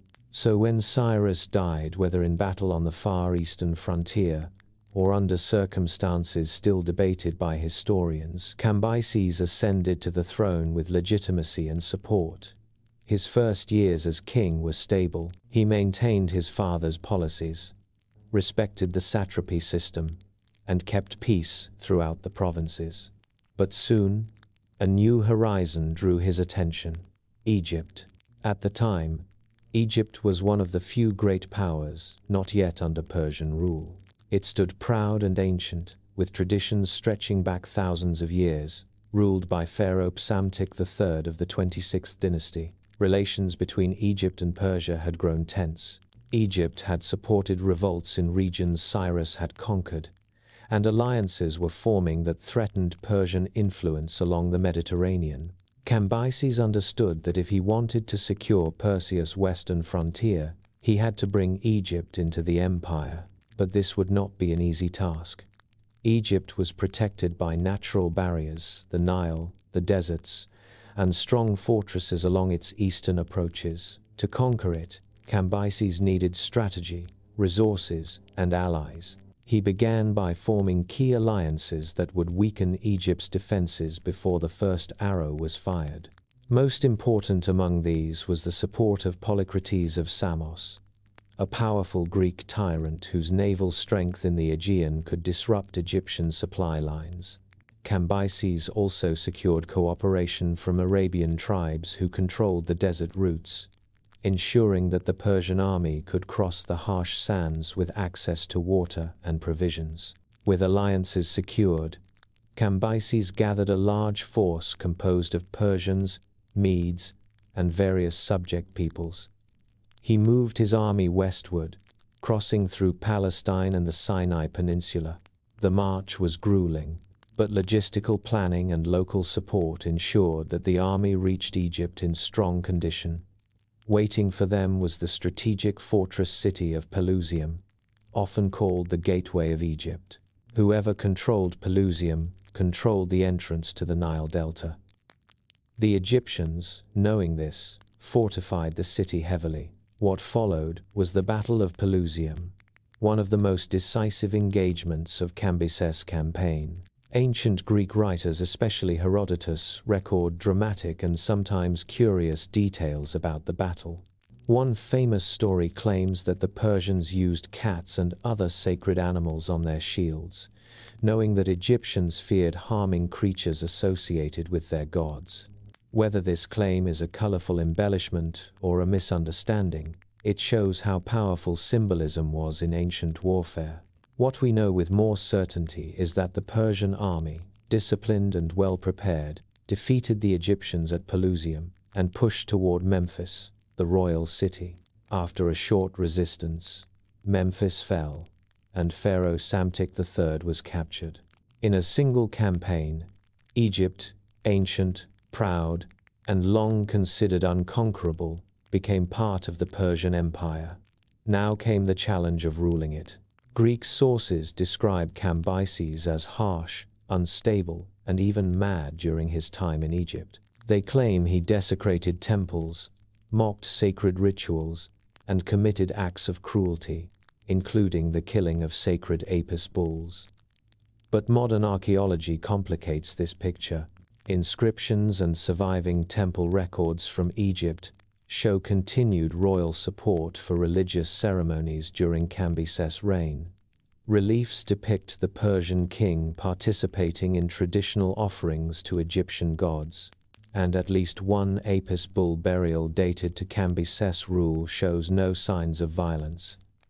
It was given full honors, suggesting that the king respected Egyptian traditions far more than Greek stories claim. The contrast between Greek accounts and Egyptian evidence reveals much about ancient storytelling. Greek writers had political motives. They saw Persia as an adversary and often portrayed Persian kings in negative, exaggerated ways. Archaeology, however, paints a calmer, more diplomatic picture of Cambyses, still stern, still a conqueror, but not the monster Greek narratives describe. Even so, Cambyses faced challenges in Egypt. He had to balance Persian administration with local customs. He had to gain the trust of priests, scribes, and nobles who had served pharaohs for generations. He did so with mixed success. Some Egyptians adapted quickly to Persian rule. Others resisted quietly, waiting for an opportunity to restore independence. Amid these political pressures, news reached Cambyses from Persia, news that would change everything. His brother, Bardia, also known as Smerdis, was said to have seized the throne. According to some accounts, Cambyses had secretly ordered Bardia's death earlier, fearing rivalry, and the new ruler was an impostor. Other accounts suggest Bardia was alive and had indeed taken power. The truth remains uncertain, shrouded in layers of propaganda, rumor, and incomplete records. But for Cambyses, hearing that another sat on his throne was a mortal blow. He immediately prepared to return to Persia to deal with the crisis. As he journeyed back across the desert, tragedy struck. Cambyses was wounded, some say by accident while mounting his horse. Others claim by an intentional act, and the injury became infected. Far from home, surrounded by sand and wind, Cambyses died. His passing was sudden, unexpected, and filled with mystery. With him gone, the empire plunged into uncertainty. Was Bardia alive? Was the man on the throne an impostor? Who would rule the largest empire the world had ever known? The answers to these questions would shape the succession crisis that followed, a crisis that opened the path for one of the most influential rulers in Persian history, Darius. But for now, as Cambyses' story fades into the desert twilight, imagine the stillness of the Egyptian sands after the passing of a king. Imagine the Nile flowing quietly, temples standing serene under the sun, and the empire waiting, breath held, for what would come next. In the next chapter, the young noble Darius steps forward and reshapes Persia once again, solidifying its foundations and leading the empire into a golden age. As Cambyses' last breath faded into the desert winds, the Persian Empire stood at a crossroads, vast yet vulnerable, powerful yet shaken by uncertainty. The question of succession hung heavily over the land, like a quiet tension that rippled from satrapy to satrapy. Whispers spread across the royal road and into the halls of distant cities. Who now held the throne of the great kings? An unfamiliar figure had taken power, claiming to be Bardia, the brother of Cambyses. But something about this new king felt wrong. He appeared suddenly. He rarely left his palace. He avoided Perseus' noble families. Many nobles believed he was not Bardia at all, but an impostor, a man named Gaumata, who had seized the throne by deception. The uncertainty threatened to dissolve the unity Cyrus had built, and in that fragile moment, a young nobleman stepped forward, calm and steady, destined to restore balance. His name was Darius. A member of the Achaemenid family and a trusted officer in the royal guard, Darius gathered support from loyal nobles and launched a bold plan to confront the usurper. The confrontation came swiftly. Gaumata, if indeed he was the false Bardia, was killed. The throne, momentarily seized by suspicion, was reclaimed by legitimate authority. Darius emerged not as a conqueror, but as a restorer of order. His first task was to stabilize the empire, for rebellion had sprung up across several provinces the moment Gaumata's claim appeared. Egypt, Babylonia, Media, Elam, and regions of Anatolia all sensed an opportunity for independence. But Darius confronted each rebellion with calm determination. Through disciplined military campaigns and strategic diplomacy, he unified the empire once more. When peace finally settled, Darius turned his attention to something greater, transforming Persia from a large empire into a brilliantly organized one. He looked at the world Cyrus had created and envisioned an even more sophisticated system, one that could endure for generations. Thus began one of the most ambitious administrative reforms in ancient history. Darius strengthened the satrapy system, clearly defining borders and responsibilities for each province. He separated military authority from civil authority to prevent local uprisings. He introduced regular audits to ensure satraps ruled fairly and did not overtax their people. And he sent royal inspectors, the king's eyes and ears, to travel the empire, gathering information and ensuring loyalty. Under Darius, the empire became more structured, more efficient, and more stable than ever before. Law followed the same path. He standardized legal practices across the empire, ensuring fairness while still respecting local customs. Justice, for Darius, was not a tool of fear but a foundation for unity. To facilitate trade and taxation, Darius introduced standardized weights, measures, and most importantly, a unified currency. The gold daric, stamped with the image of the king, became one of the most reliable coins of the ancient world. Its consistent purity made it accepted across thousands of kilometers, turning Persia into an economic powerhouse. Merchants prospered, markets expanded, and goods flowed easily across continents, connecting cultures like never before. To connect the empire physically, Darius embarked on a monumental project, the Royal Road, stretching nearly 2,700 kilometers from Susa to Sardis. This highway wound across mountains, deserts, plains, and ancient cities. Along it, relay stations housed fresh horses and trained riders, creating a postal system so efficient that messages could be delivered across the empire in mere days. Herodotus later wrote that nothing mortal travels faster, admiring the organization and speed of Perseus' communication network. The Royal Road did more than carry messages, it carried culture, ideas, trade, and unity. It helped transform Persia from a collection of provinces into a connected civilization.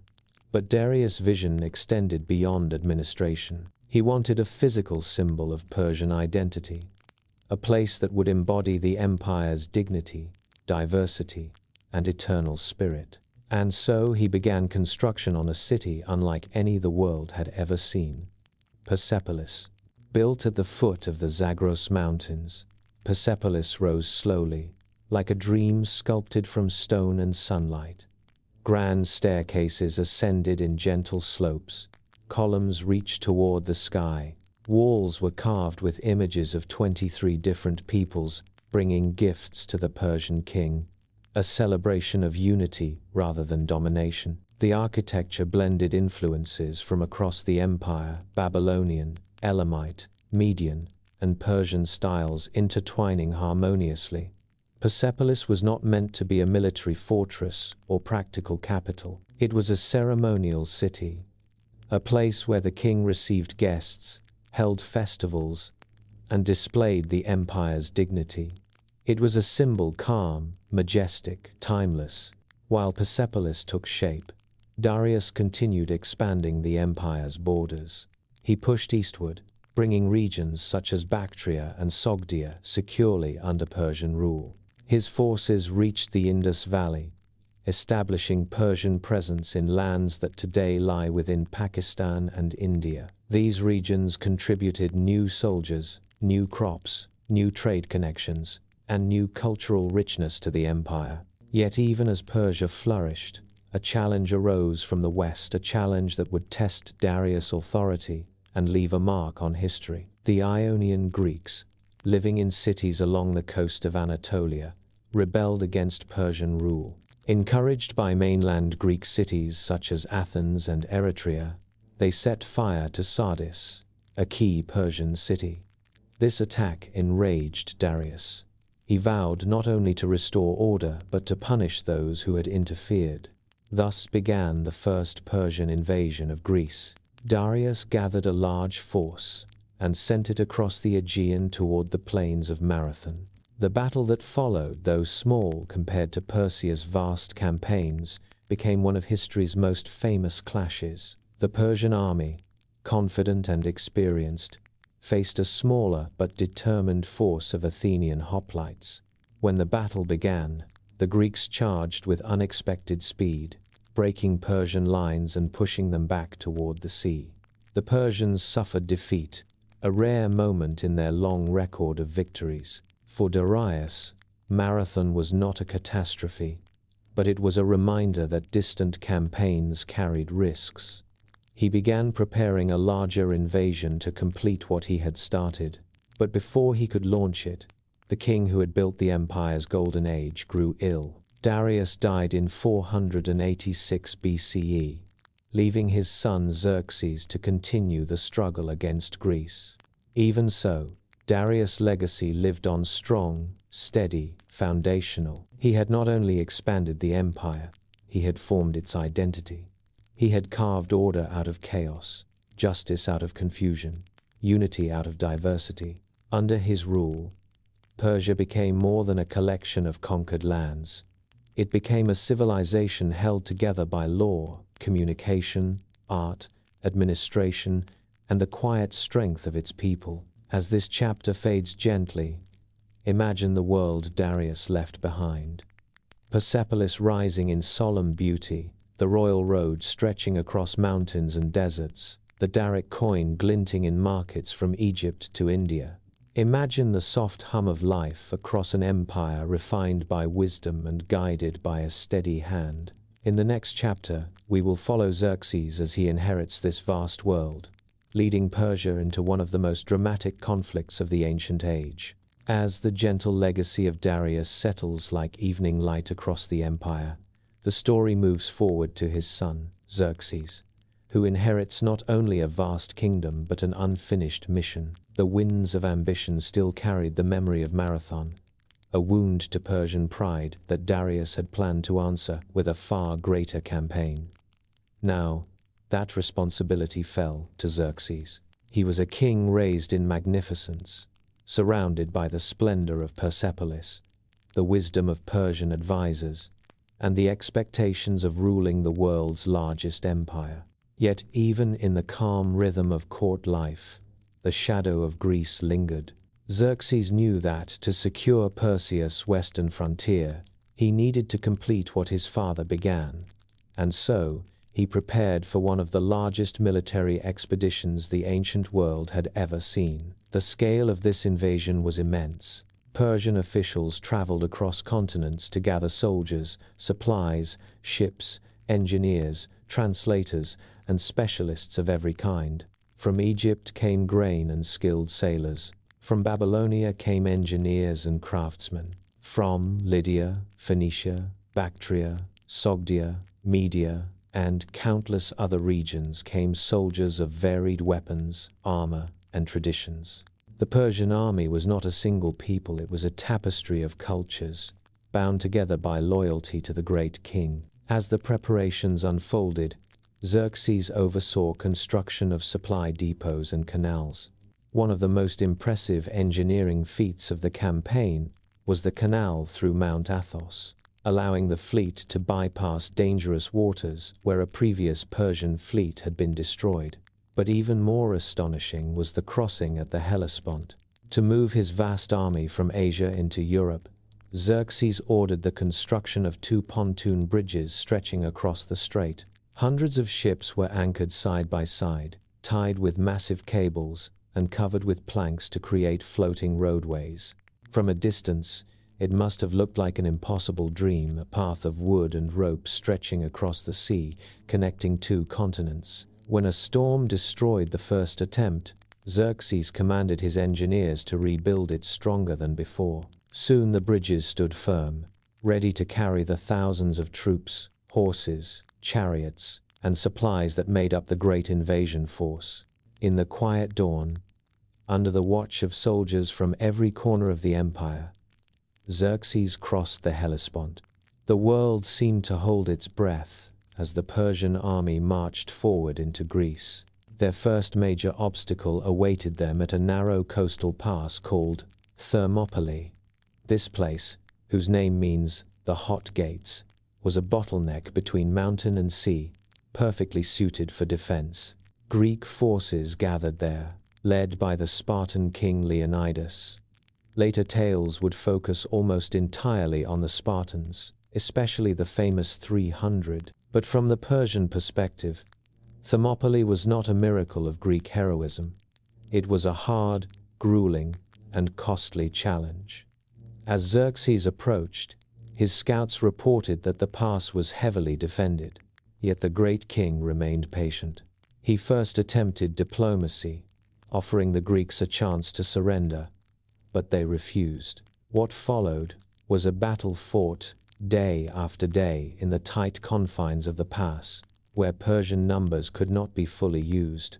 The Greeks, especially the Spartans, fought with remarkable discipline. They rotated their ranks, holding formation even as wave after wave of men pressed against them. From behind, the Persian archers sent volleys of arrows that darkened the sky. From the front, the Immortals' Perseus elite guard pushed forward with skill and determination. But the Greek phalanx held firm. It was a struggle of strategy, endurance, and terrain. Only when a local guide revealed a hidden mountain path did the Persians find a way to outflank the defenders. Realizing they were surrounded, Leonidas dismissed most of his allies and remained with a small rear guard, including the famous 300 Spartans. They fought until the last man. From the Persian perspective, Thermopylae was a victory not glorious or effortless, but earned through persistence and tactical adaptation. The pass was now open, and Xerxes moved deeper into Greece. Athens was evacuated, its people already having fled to safer locations. Persian forces entered the empty city and burned parts of the Acropolis as retribution for earlier Greek actions. It seemed, for a moment, that Greece would fall. But war is shaped by more than land battles. On the sea, the Greeks still held power. Their fleet, smaller but more maneuverable, gathered near the island of Salamis. Xerxes wished to crush them quickly.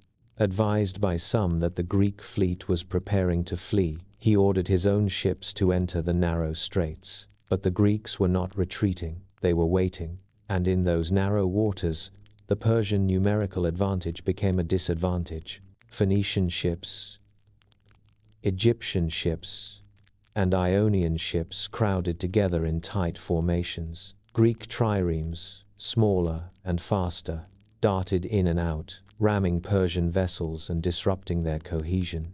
The sea turned chaotic. Messages were difficult to send. Individual crews fought bravely, but the sheer size of the Persian fleet worked against it. As the sun set, it became clear that the Battle of Salamis was lost.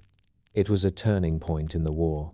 Though Persia still held vast lands and resources, the defeat weakened their naval dominance and forced Xerxes to reconsider his plans. He feared that rebellions might arise in the empire if he stayed away too long, and so Xerxes withdrew the main body of his forces, returning to Asia with many of his elite troops. A portion of the army remained under the command of Mardonius, who continued the campaign for another year. But the momentum had shifted. Persia would fight again at Plataea and Mycale. But the great invasion, the largest the ancient world had ever seen, had reached its turning point at Salamis. Still, from the Persian viewpoint, this retreat was not a collapse. Xerxes preserved the core of the empire. He maintained order across countless provinces, continued major building projects, and kept Persia united. The war with Greece, though dramatic in Greek memory, was only one chapter in a much larger Persian story. As this chapter ends, imagine the quiet of the Aegean after the clash of oars and shields, the stillness of the royal road stretching back toward Persia, and Xerxes returning home to an empire vast, resilient, and full of life. In the next chapter, the narrative will shift toward the internal stability of Persia, its culture, and the world that flourished behind the scenes while war unfolded abroad. After the thunder of battles at Thermopylae and Salamis fades into the distance, the Persian Empire settles once more into a rhythm of calm authority, stretching across continents like a great, steady heartbeat. Though the war with Greece captured the imagination of storytellers, it represented only a small piece of Persian history. Beyond the shores of the Aegean, the empire continued to function with remarkable stability, guided by diplomacy, wealth, and the subtle influence of soft power.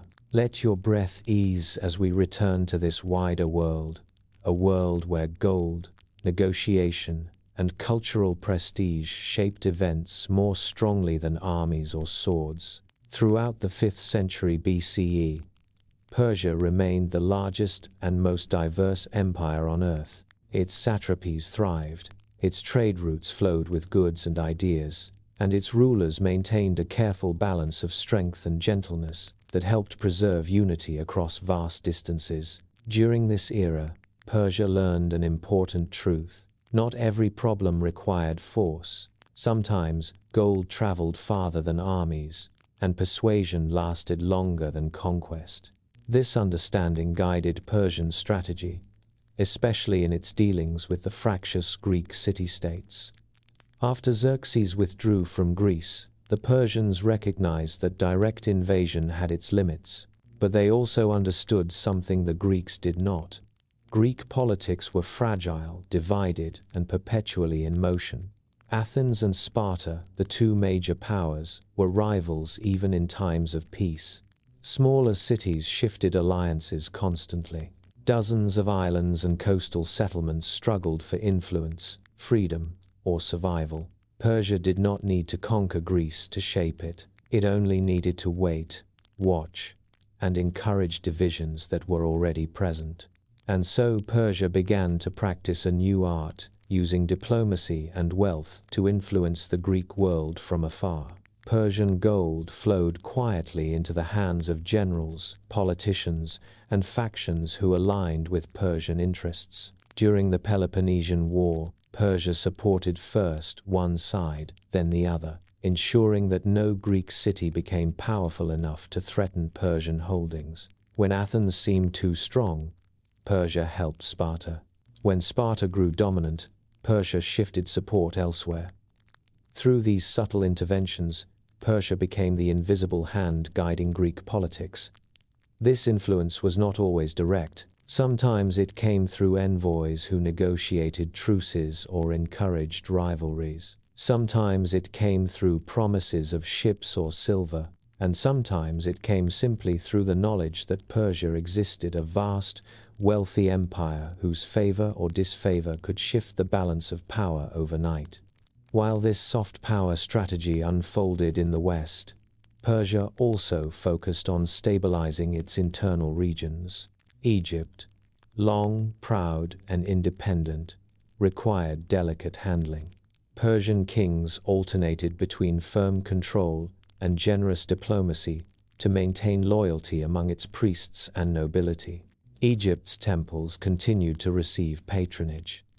Local customs were respected, and though rebellions arose from time to time, Perseus' approach, part tolerance, part strategic firmness, kept Egypt largely integrated for centuries. To the north, in the Levant, Persia oversaw a mosaic of cultures. Phoenician cities like Tyre and Sidon remained wealthy, serving as major naval and trading centers for the empire.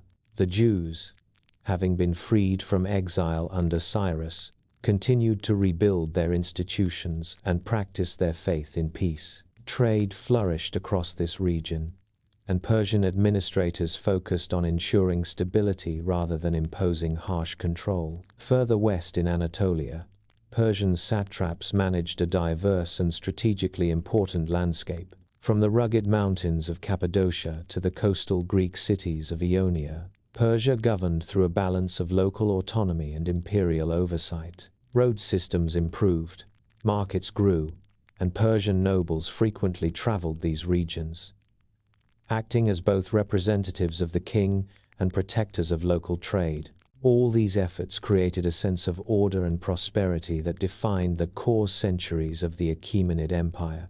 But perhaps nowhere was Persian power more gracefully displayed than at Persepolis.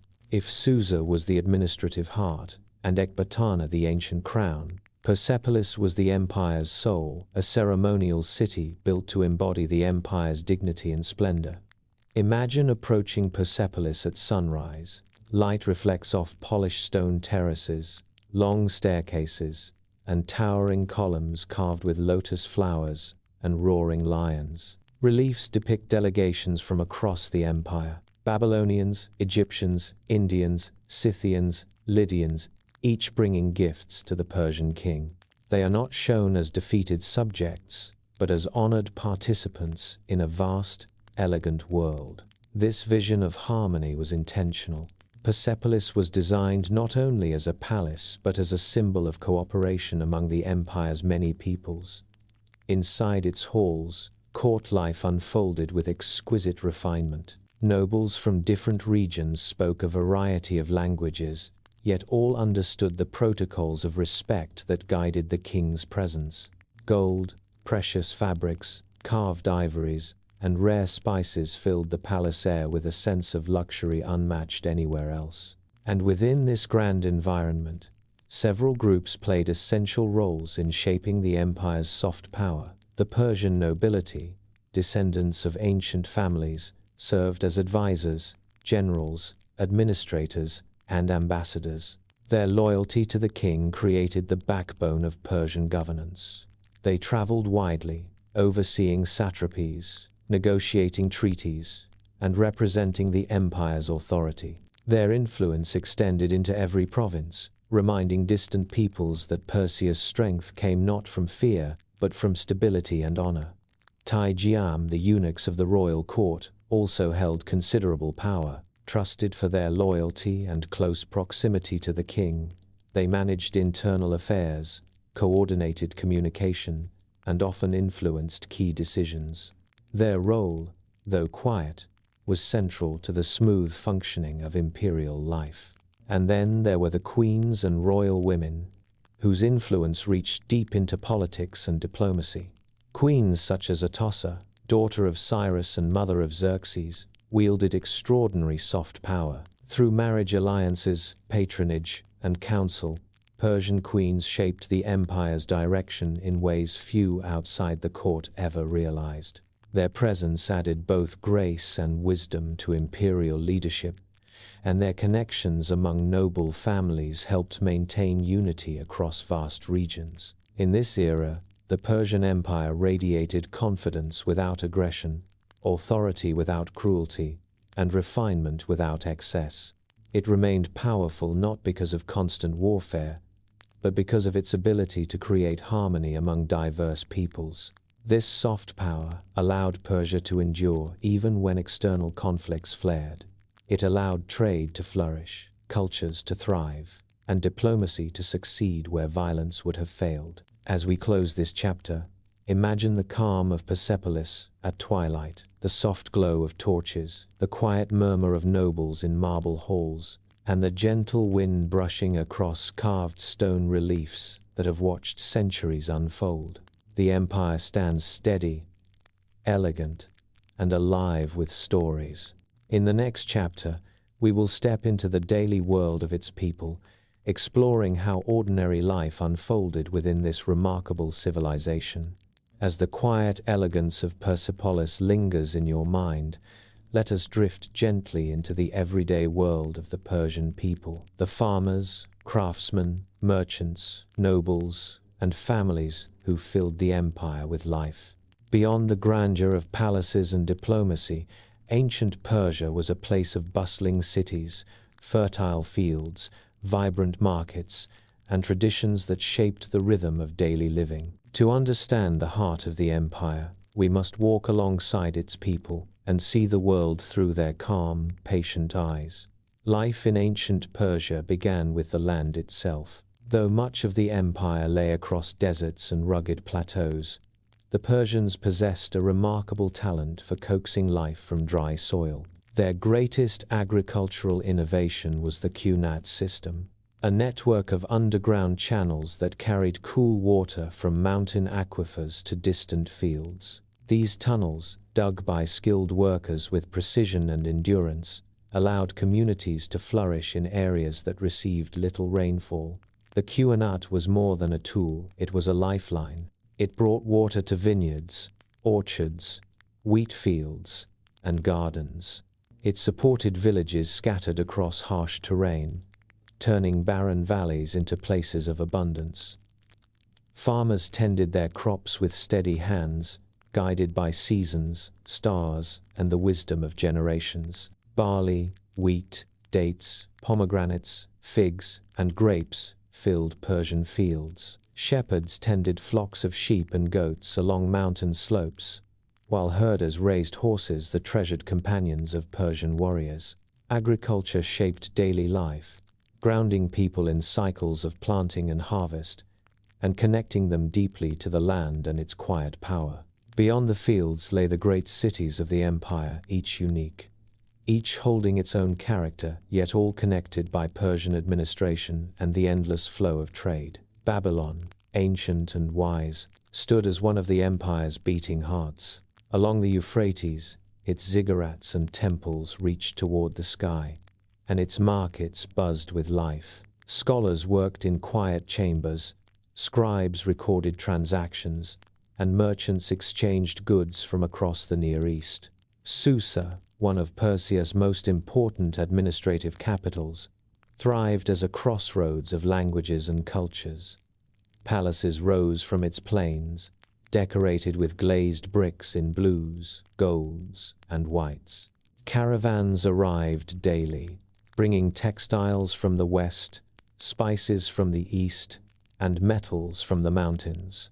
Persepolis, though primarily ceremonial, contributed its own unique energy. During festivals and royal gatherings, its terraces filled with music, conversation, and the gentle clatter of gifts being carried up its grand staircases. But even when quiet, the city radiated artistry and pride. Everywhere across the empire, trade flowed like a river. Persia sat at the center of a vast network stretching from Egypt to India, from Anatolia to Central Asia. Caravans traveled along the royal road, linking distant lands with astonishing speed and safety. Ships sailed between Persian ports and the coasts of Arabia and the Indus Valley. From India came spices, cotton, ivory, and precious stones. From Egypt came grain, gold, and fine linen. From Anatolia came metals, timber, and horses. From Greece and Phoenicia came wine, tools, and artistic influences. Persia itself exported carpets, textiles, ceramics, saffron, and exquisite metalwork. Merchants were respected members of society, their journeys carrying not only goods but ideas, stories, and customs that enriched the empire's cultural tapestry. In markets, sounds blended harmoniously: the clinking of scales, the call of sellers, the murmur of bargaining, and the soft rustle of cloth being unfolded. Colorful stalls displayed dates, nuts, dried fruits, perfumes, and incense. Artisans demonstrated their craft: metalworkers shaping gold, potters painting delicate patterns, and weavers spinning wool into richly dyed fabrics. These scenes formed the living pulse of Persia's economy. Clothing in ancient Persia reflected both practicality and elegance. Men commonly wore long robes tied with belts, along with trousers suited for riding. Women wore long dresses with flowing sleeves, often layered with shawls or patterned mantles.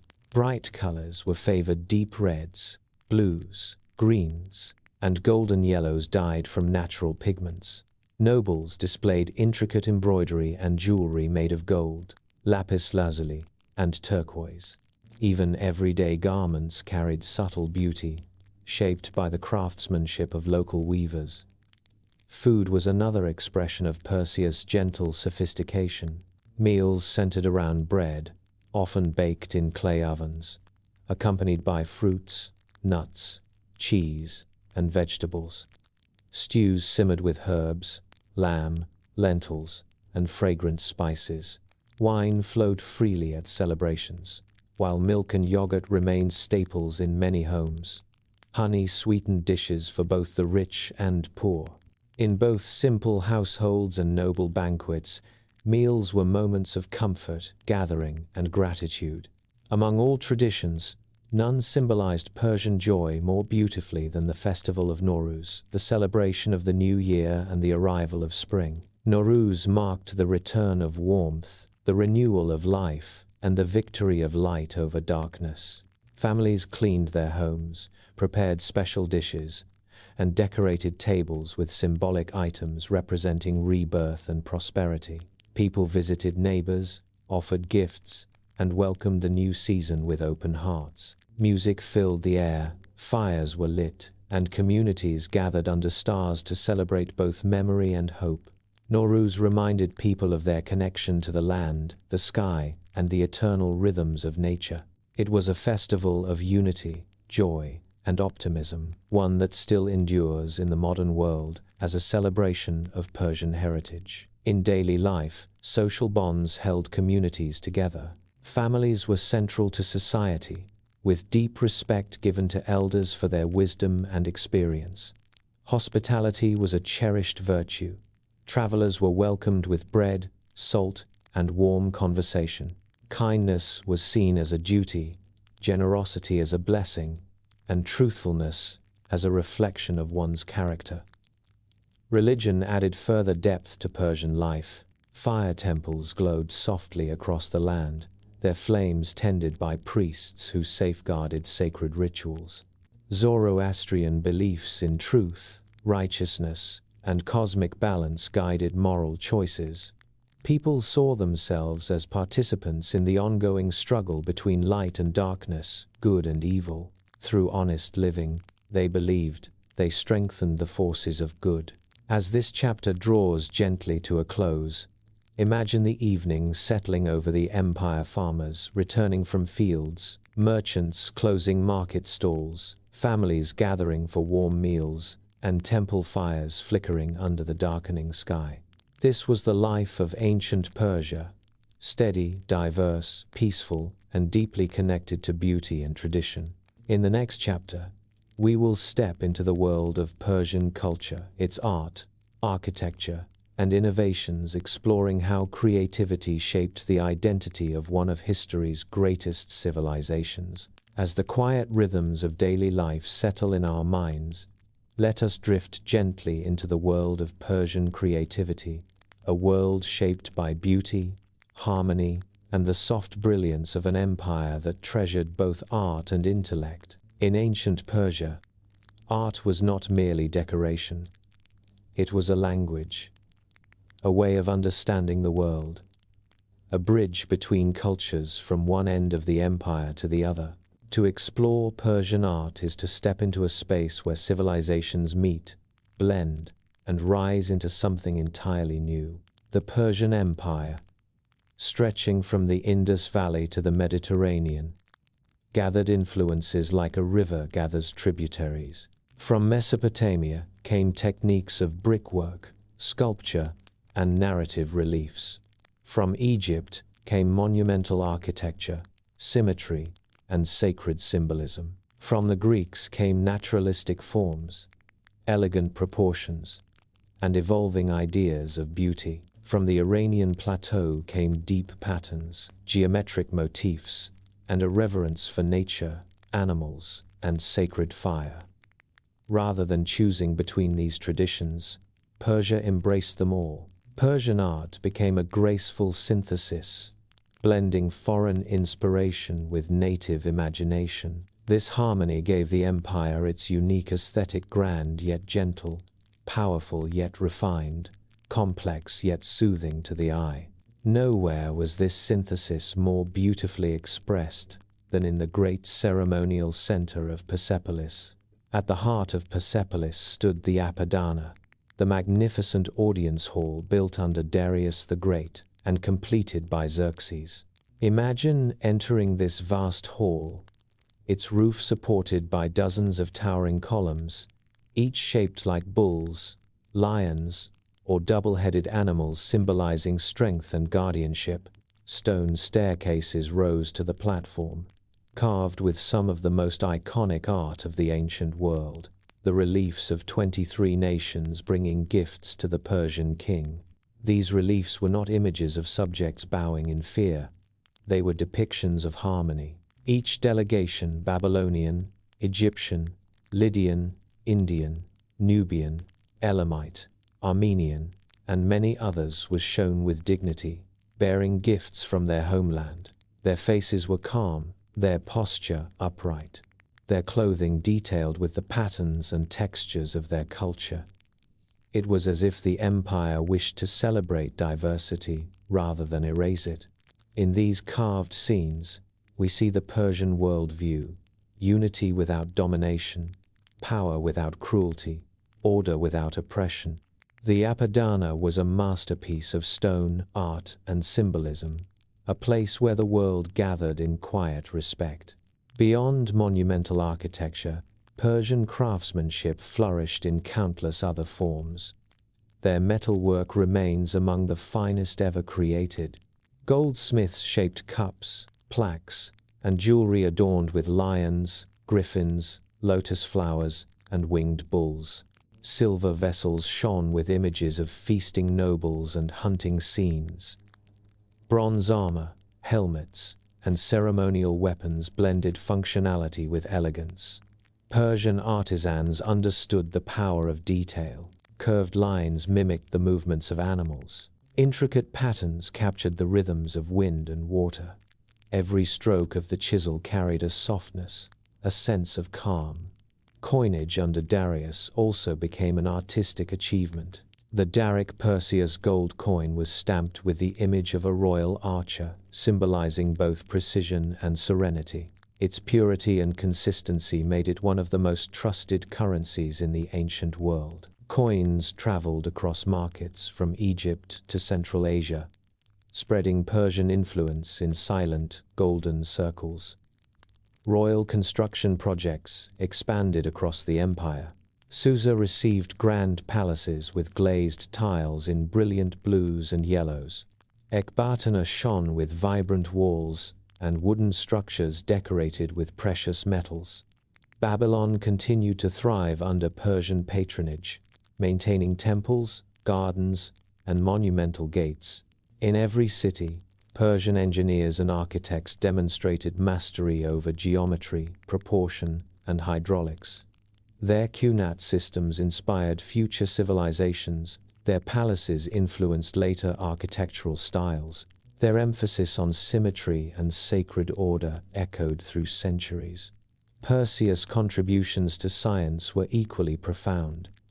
Astronomers studied the stars to refine calendars and understand celestial movements. Physicians blended knowledge from Babylon, Egypt, and India to advance healing practices.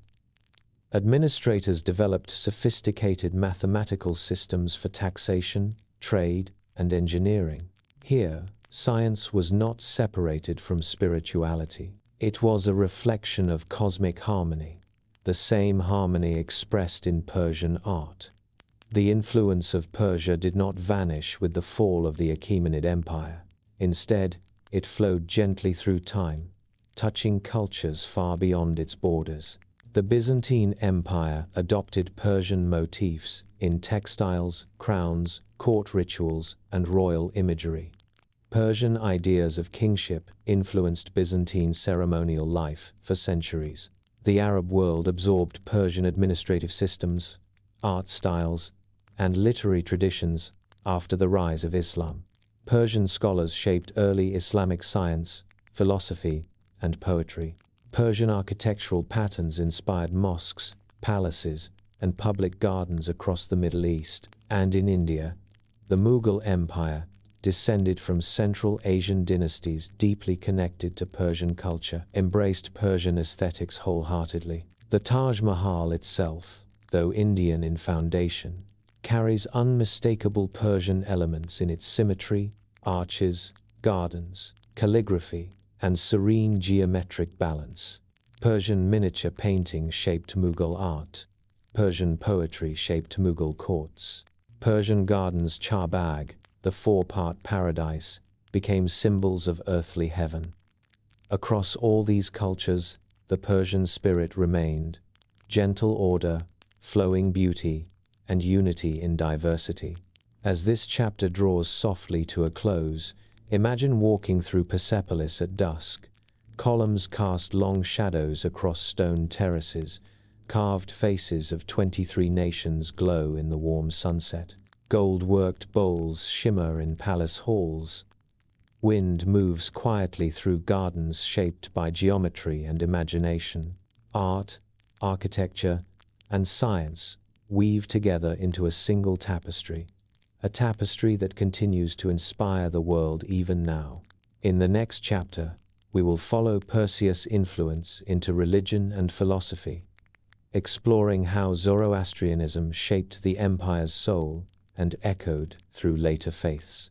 As the quiet glow of Perseus' artistic and scientific world settles gently in our minds, we drift now into a deeper, more spiritual realm, the world of belief and philosophy that shaped the soul of the empire. For behind every palace, every qanat, every festival and ceremony, there lived a faith that guided Persian thought for centuries. This faith was Zoroastrianism, one of the world's oldest surviving religions, and a source of moral clarity and cosmic meaning for millions across generations. Its roots ran deep through Persian culture. Its teachings influenced kings and common people alike, and its ideas would echo far beyond Persia, shaping the beliefs of later civilizations in ways many people still feel today. At the heart of Zoroastrianism stood a single, radiant god, Ahura Mazda. Ahura Mazda was the wise lord, the source of all goodness, truth, and light.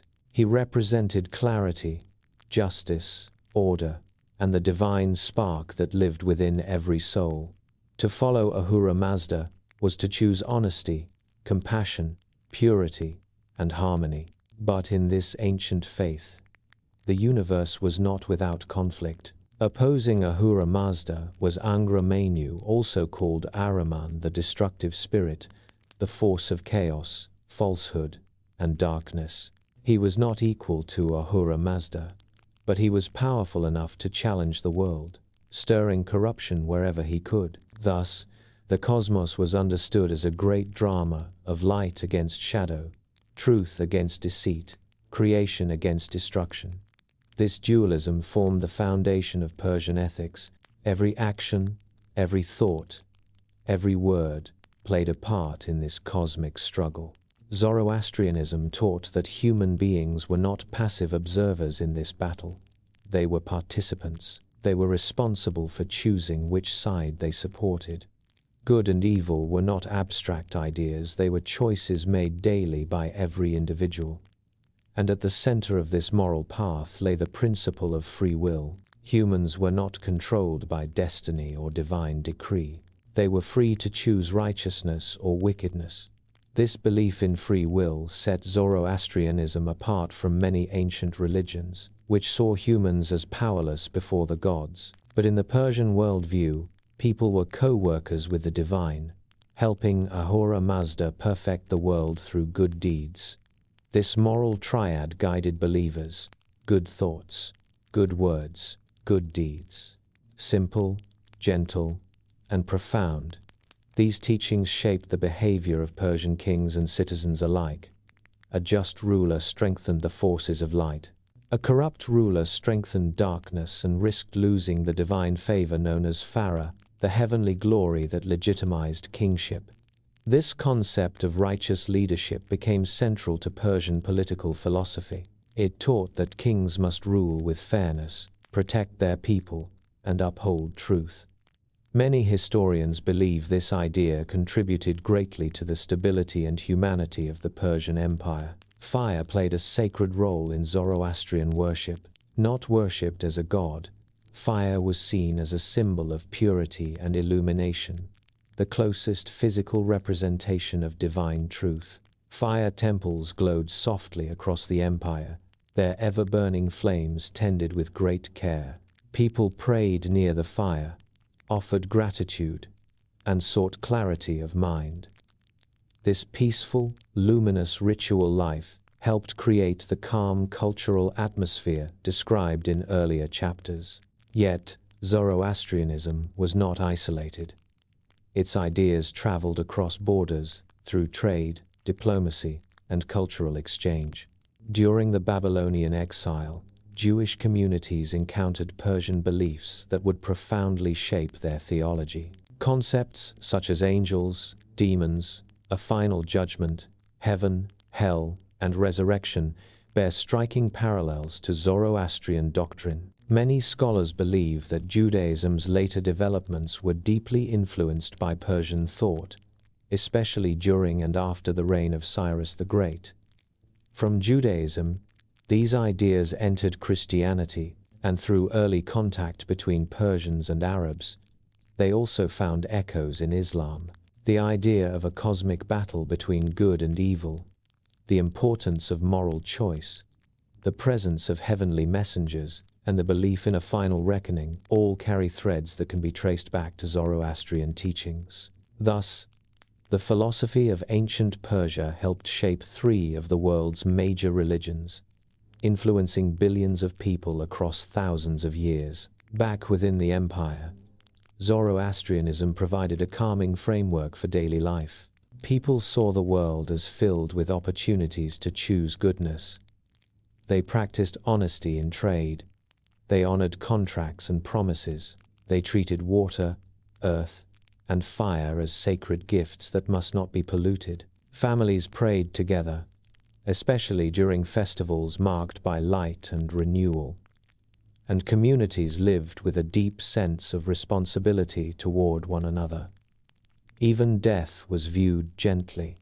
Zoroastrians believed that the soul would be judged after death, crossing a bridge that widened for the righteous and narrowed for the wicked. The righteous would join Ahura Mazda in a realm of eternal light. The wicked would fall into darkness of their own choosing. But even then, Zoroastrianism offered hope. For in this faith, evil was not eternal. One day, the world would be purified. Angra Mainyu would be defeated. Darkness would dissolve like a shadow before dawn. And all souls after learning, transforming, and healing would return to the light. This gentle cosmic optimism set Zoroastrianism apart, making it one of the most hopeful ancient religions. It comforted believers and gave them a sense of purpose that permeated every corner of Persian culture. As we reach the quiet end of this chapter, imagine a fire temple at dusk. The flame burns softly, steady and warm. Priests move with calm precision. Families gather nearby, whispering prayers of gratitude and hope. The air smells faintly of incense. The sky darkens into twilight, while the flame continues to glow, a symbol of truth shining in a world where every soul has the power to choose the light. In the next chapter, we will return to the course of history, where political tensions rise and the Persian Empire begins to face the challenges of decline and renewal. As the soft glow of Zoroastrian philosophy fades gently from our minds, we now enter a more fragile chapter of the Persian story. A chapter where the empire's spiritual ideals are overshadowed by human ambition, political uncertainty, and the slow unraveling of unity. For centuries, Persia had thrived under rulers who upheld truth, justice, and cosmic order. But in the later years of the Achaemenid Empire, the balance began to falter. The great machine of governance, once harmonious and steady, became strained under the weight of rivalries, court intrigue, and shifting loyalties. It is in this uneasy twilight that we begin chapter 15. After the reign of Xerxes, the line of succession grew tangled. No longer did kings rise with the calm authority of Cyrus or Darius. Instead, the throne became a prize sought by competing branches of the royal family. Brothers plotted against brothers, sons doubted their fathers. Ambitious nobles whispered in palace corridors, steering the choice of kings or undermining them when it suited their interests. This instability at the top rippled outward across the empire. Persian kings still held immense power, but they were increasingly dependent on the nobility, the very satraps and generals who governed the empire's vast provinces.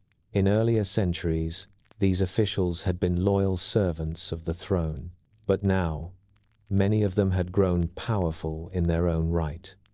Some controlled armies, some managed enormous wealth, some ruled provinces that were, for all practical purposes, independent kingdoms. And with each generation, this decentralization grew more pronounced. The satraps were no longer simply representatives of the king, they were becoming rivals. Some forged alliances among themselves, others negotiated directly with foreign powers. A few even minted their own coins or hired mercenary armies. The empire had become a mosaic not of unity, but of competing ambitions. At court, the situation was no less precarious. Royal officials, eunuchs, advisors, generals, and noble families competed constantly for influence. The king's ear became the most valuable prize in the land. Whispers and secrets traveled through the palace like a second language. Suspicion grew, trust dissolved. Assassinations and political purges became more common, and the ancient ideal of the king as a guardian of truth and order was eclipsed by the reality of survival. Some kings tried to restore stability, pushing back against noble families or reshaping administrative structures. But the world had changed. The empire was too vast, too diverse, and too strained by internal rivalries for simple solutions to succeed. Meanwhile, foreign pressures tested Perseus' weakening bonds. Egypt, long a jewel of the empire, became a focal point of resistance. Egyptian pride, culture, and religious identity remained strong, and the distance from Persia made control difficult. Rebellion flared repeatedly across the Nile Valley. Local pharaohs rose in defiance, proclaiming independence. Persia responded with force. Some revolts were crushed swiftly, others took years to subdue. At times, Egypt slipped fully from Persian hands, only to be reconquered in lengthy campaigns that exhausted both sides. This cycle rebellion, reconquest, rebellion again symbolized the growing challenge of maintaining such a vast empire. Egypt was not alone. In Anatolia, Greek cities tested the limits of Persian authority. In the east, nomadic tribes pressed against imperial borders, and in Mesopotamia, Babylonian nobles watched for any sign of weakness. Every region seemed to tug in its own direction. The empire still functioned, but the harmony that once defined it was fading, replaced by a patchwork of local powers. This trend toward regional autonomy was not merely political, it was deeply cultural. Peoples across the empire began reaffirming their own identities, rather than seeing themselves as part of a shared Persian world. In earlier centuries, the empire's unity had been strengthened by mutual respect, fair taxation, and the moral influence of righteous kingship. Now, without consistent leadership, these bonds loosened. Some satraps ruled harshly, others grew corrupt. Resources once directed toward imperial maintenance were diverted to private ambitions. The royal road still connected cities, but loyalty no longer flowed along it as freely as trade.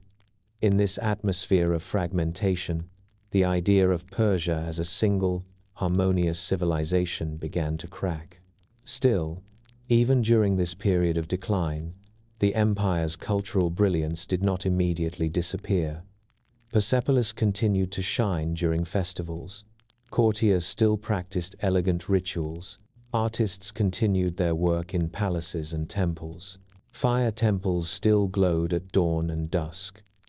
And ordinary people, farmers, merchants, craftsmen, continued their lives, largely untouched by the chaos in palaces far away. But the cracks were widening, and in the shifting shadows, the satraps sensed opportunity.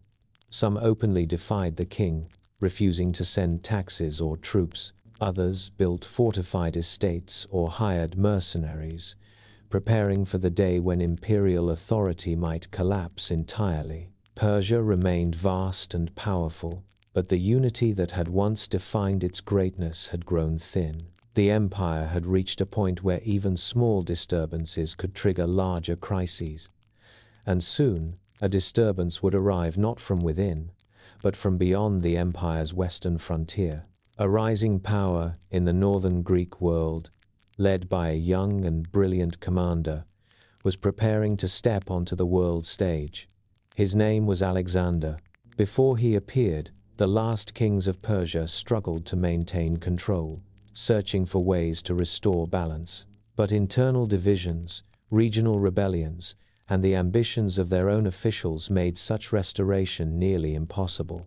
As this chapter softens into silence, imagine the empire at dusk, its cities still shining, its roads still busy, its temples still warm with flame, but beneath the surface, tension rippling quietly.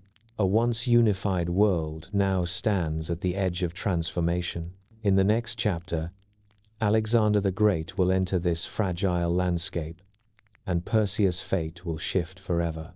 As the fragile light of Perseus' later years flickers gently before us, we drift now into the final chapter of the empire's struggle to hold itself together, a chapter shaped by tension, uncertainty, and the arrival of a force unlike any Persia had faced before. This is the story of Darius III, the last great king of the Achaemenid dynasty, and the moment when destiny carried Persia into the path of Alexander the Great. By the time Darius III rose to the throne, the Persian Empire was still enormous, still wealthy, and still respected across continents. Its cities glowed with life, its treasury overflowed with silver and gold. Its armies remained vast, stretching from Egypt to India. On the surface, Persia appeared strong, grand, majestic, unshakable. But beneath this glittering exterior lay growing fractures.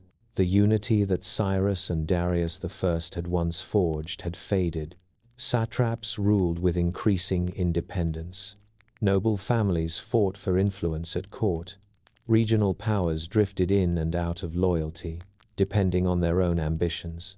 Persia was not collapsing, but it was stretching, pulled in too many directions at once. Into this complicated world stepped Darius III, originally named Kodomanus. He had been a nobleman and military leader, chosen as king during a moment of crisis when the previous ruler was killed in a palace conspiracy. Darius did not rise through a long line of succession. He rose because the empire needed someone, anyone, who could restore stability. He took the throne with determination, but he faced challenges the moment he placed the crown upon his head. He inherited not only a great empire but also the struggles that threatened to weaken it. Many satraps acknowledged him reluctantly. Some remained loyal in name only. Rebellions simmered in Egypt, Syria, and parts of Anatolia. Local leaders sometimes withheld taxes or acted as rulers within their own regions. To unify the empire, Darius needed a strong, disciplined army. Yet this was another difficulty. The Persian military, though large, had changed. Once, Persia had relied on the fierce cavalry of the Medes and Persians, on archers from across the empire, and on the immortals, the elite royal guard. But over time, Internal instability weakened these traditional forces. Many Persian nobles preferred political influence over military service. Some provinces failed to send troops. Others held back their best soldiers for their own use. To fill the gaps, Persia increasingly turned to Greek mercenaries. Seasoned, disciplined, and battle-tested, these mercenaries had earned a reputation as some of the finest infantry in the ancient world. Persian kings hired them not from weakness, but from practicality. Yet relying on foreign soldiers carried risks that Darius would soon face. Still, even with these challenges, Persia remained formidable. It possessed immense wealth, strong fortresses, endless resources, and a population far larger than that of any Greek kingdom. If given time, Darius might have restored unity, but time was not on his side. Far to the west, across the mountains of Macedon and the plains of Greece, a young king had risen, brilliant, ambitious, and unstoppable. His name was Alexander. Alexander had inherited his father Philip II's dream to unite the Greek states and lead them in a grand campaign against Persia. For centuries, Persia had been a shadow over Greek politics, sometimes feared, sometimes admired, always present. Now, for the first time, a Greek ruler had both the skill and the authority to strike back. Alexander moved quickly. He secured Greece, reorganized his army, and launched his campaign across the Hellespont, the same waters Xerxes had crossed generations earlier. But this time, the invader was smaller in number, faster in movement, and driven by an unshakable belief in his destiny. When news of Alexander's advance reached Persia, Darius III responded. He sent armies, generals, and negotiators. He tried to reinforce satraps in Asia Minor, encouraging them to defend the empire's western frontier. But the first major clash came at the Granicus River. Here, Persian commanders, mainly satraps, faced Alexander without Darius present. The Persian cavalry fought bravely, but their tactics were outdated against the disciplined Macedonian phalanx and Alexander's swift companion cavalry. Granicus ended in a Persian defeat. Still, the empire was vast enough to absorb the blow. Darius believed he could defeat Alexander in a single decisive battle, and so he gathered his forces, Persian nobles, cavalry from across the empire, chariots, infantry, and thousands of Greek mercenaries preparing to face the young invader head-on. The first showdown between king and conqueror came near Issus. Darius positioned his army on a narrow plain, but the terrain limited his numerical advantage. When the battle began, Alexander charged directly at the Persian center where Darius stood in his royal chariot. The Persian lines wavered. Confusion spread. Darius, seeing the danger, withdrew to avoid capture. His army collapsed in his absence. Yet even after Issus, Persia remained undefeated as a whole. Its heartland was intact. Its resources were immense. Darius regrouped, determined to fight again. He offered peace, generous terms, even vast territories, but Alexander refused. The Macedonian king wanted nothing less than the entire Persian Empire. Their final confrontation came on the plains of Gaugamela. Here, Darius had prepared meticulously. He chose open ground. He assembled one of the largest armies Persia had ever fielded. He brought scythed chariots, war elephants, elite cavalry, and thousands of Greek mercenaries. This time, he would fight under ideal conditions. But Alexander's tactics were revolutionary. Through feints, formations, and sudden charges, he broke the Persian lines once more. As chaos spread and his generals fell, Darius faced the same impossible choice he had faced at Issus: fight to the death or retreat to preserve the empire. He chose retreat, but destiny was closing in. As Alexander advanced deeper into Persia, Darius' authority crumbled. Satraps switched sides. Nobles abandoned the king. The unity he needed had dissolved.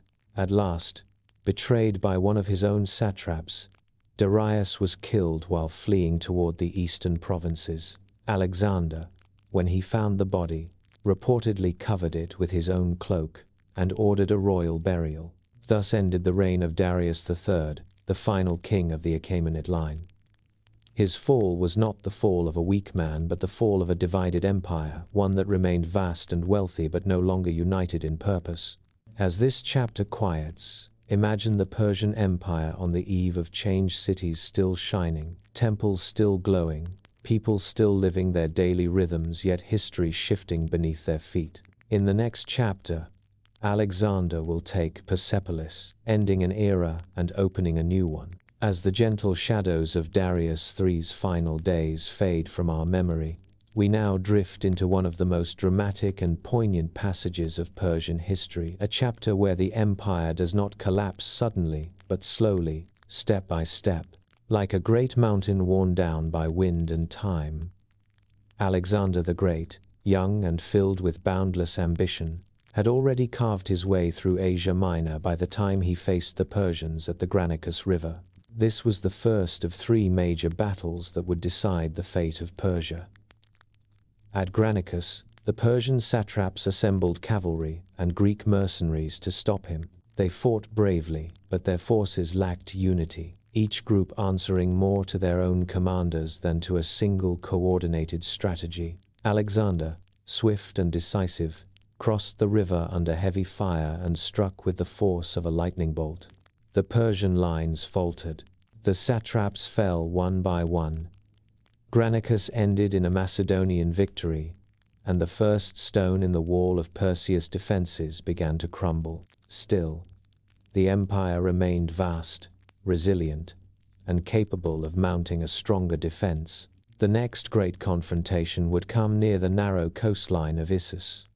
Here, the landscape confined the armies into a tight corridor between mountains and sea. Darius III himself took command, bringing with him a massive force drawn from every corner of the empire. The Persian army was enormous but uneven, different languages, different weapons, different levels of training. Some units were disciplined and loyal, others were local levies, unsure of the king who had risen during a time of political chaos. Many soldiers were motivated, but just as many were uncertain.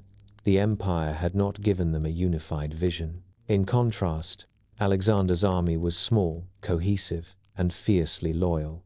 When the battle began, Alexander aimed straight for the Persian center, driving toward Darius' chariot. The Persian wings fought desperately, but confusion spread through the ranks as the center collapsed.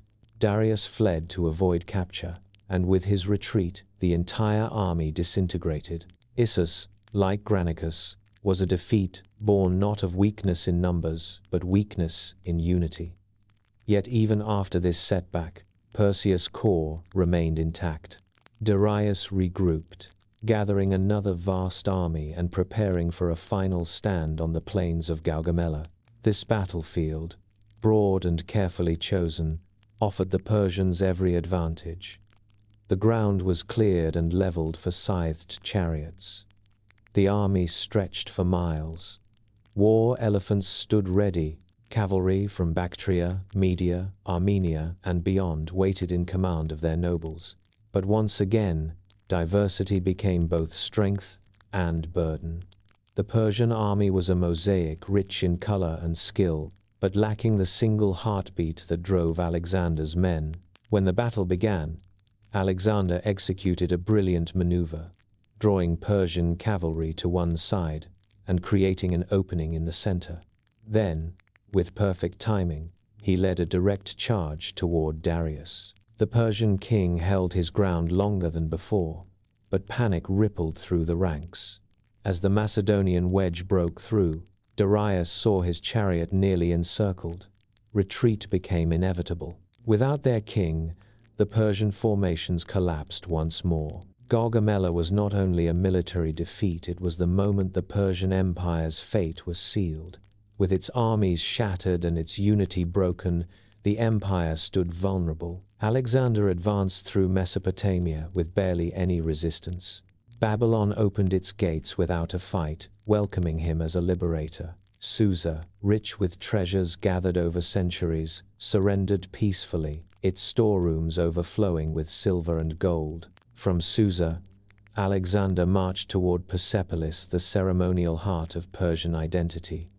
The ancient terraces shone in the sunlight, the carved reliefs still depicting 23 nations bringing tribute to the great king. This city, symbol of Persian pride, fell before Alexander's approach. Now came one of the most haunting moments in Persian history.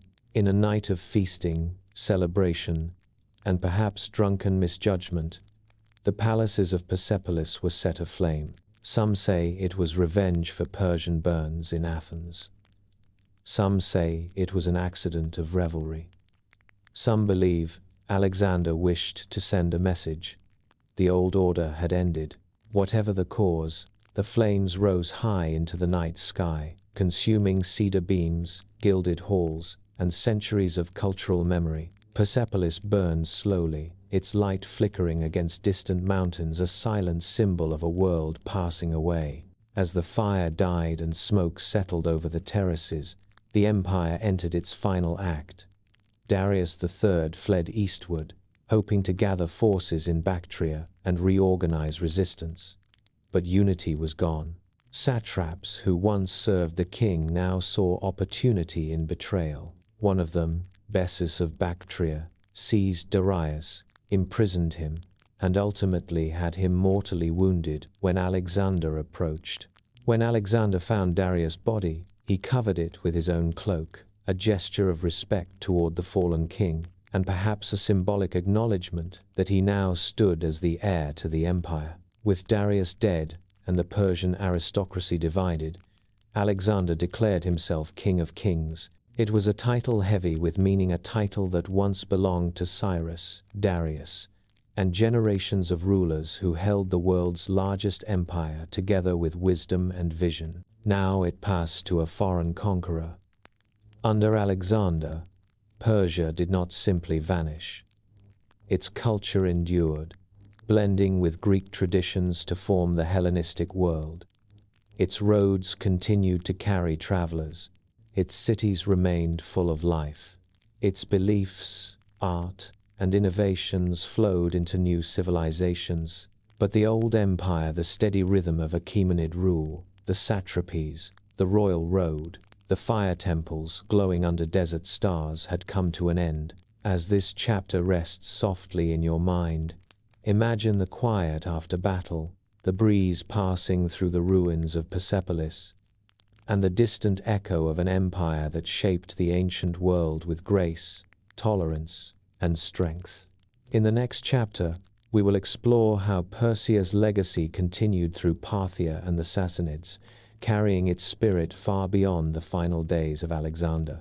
As the last embers of Persepolis fade softly into the night, and the ancient world shifts under Alexander's conquering shadow, it may seem, at first glance, that Persia has reached its twilight. The Achaemenid Empire has fallen, its kings are gone, its palaces lie silent. But cultures as deep as Persia do not vanish with a single defeat. Empires may fall, yet the spirit of a people endures. And so, even as Alexander's armies spread across the land, the Iranian identity rooted in language, tradition, and memory continued quietly beneath the surface like roots waiting for spring. After Alexander's death, his empire fractured. His generals, the Diadochi, divided the vast territories among themselves. Persia fell under the rule of the Seleucid Empire, a Greek Macedonian state that controlled much of Western Asia. Yet Greek rule did not erase Iranian culture. In villages, towns, and marketplaces, people still spoke Iranian languages. They still honored their ancestors.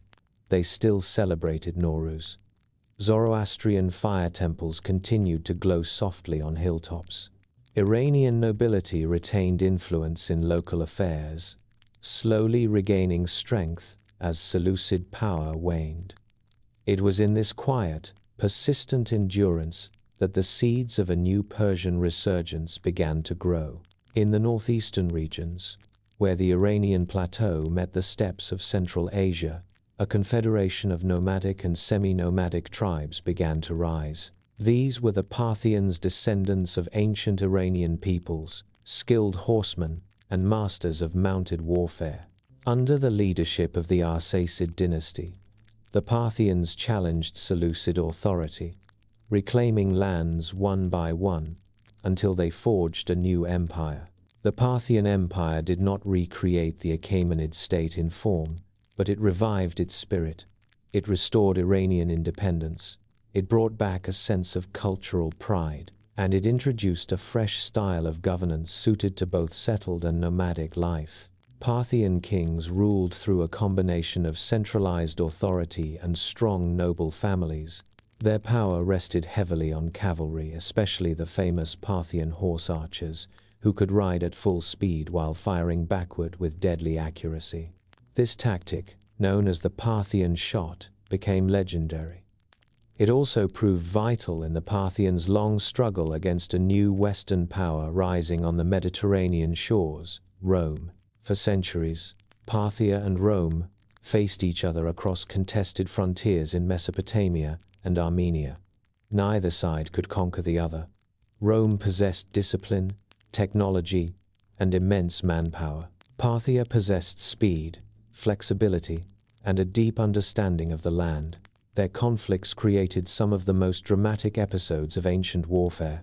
In 53 BCE, the Parthians delivered one of Rome's greatest defeats at the Battle of Carrhae, where their cavalry annihilated a Roman force led by Crassus, one of Rome's most powerful men. The victory echoed across the ancient world, reminding all that Persia under new rulers was still a force to be respected. Yet Parthian culture was not solely defined by war. It was a bridge between eras, blending Greek influence, Iranian tradition, and Central Asian elements into a unique style. Its art emphasized expressive faces, long robes, and lively cultural exchange. Its politics emphasized balance between king and nobility. Its society embraced both nomadic vigor and urban sophistication. But as centuries passed, internal tensions grew. Noble families became increasingly powerful. Revolts flared. The empire's unity weakened. And into this moment of vulnerability stepped another Iranian dynasty, one that would restore Persian glory on a scale unseen since the days of Cyrus and Darius.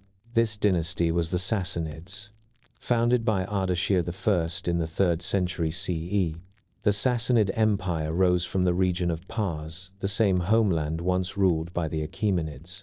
It was as if Persia itself were awakening from a long sleep, reclaiming its ancient heritage.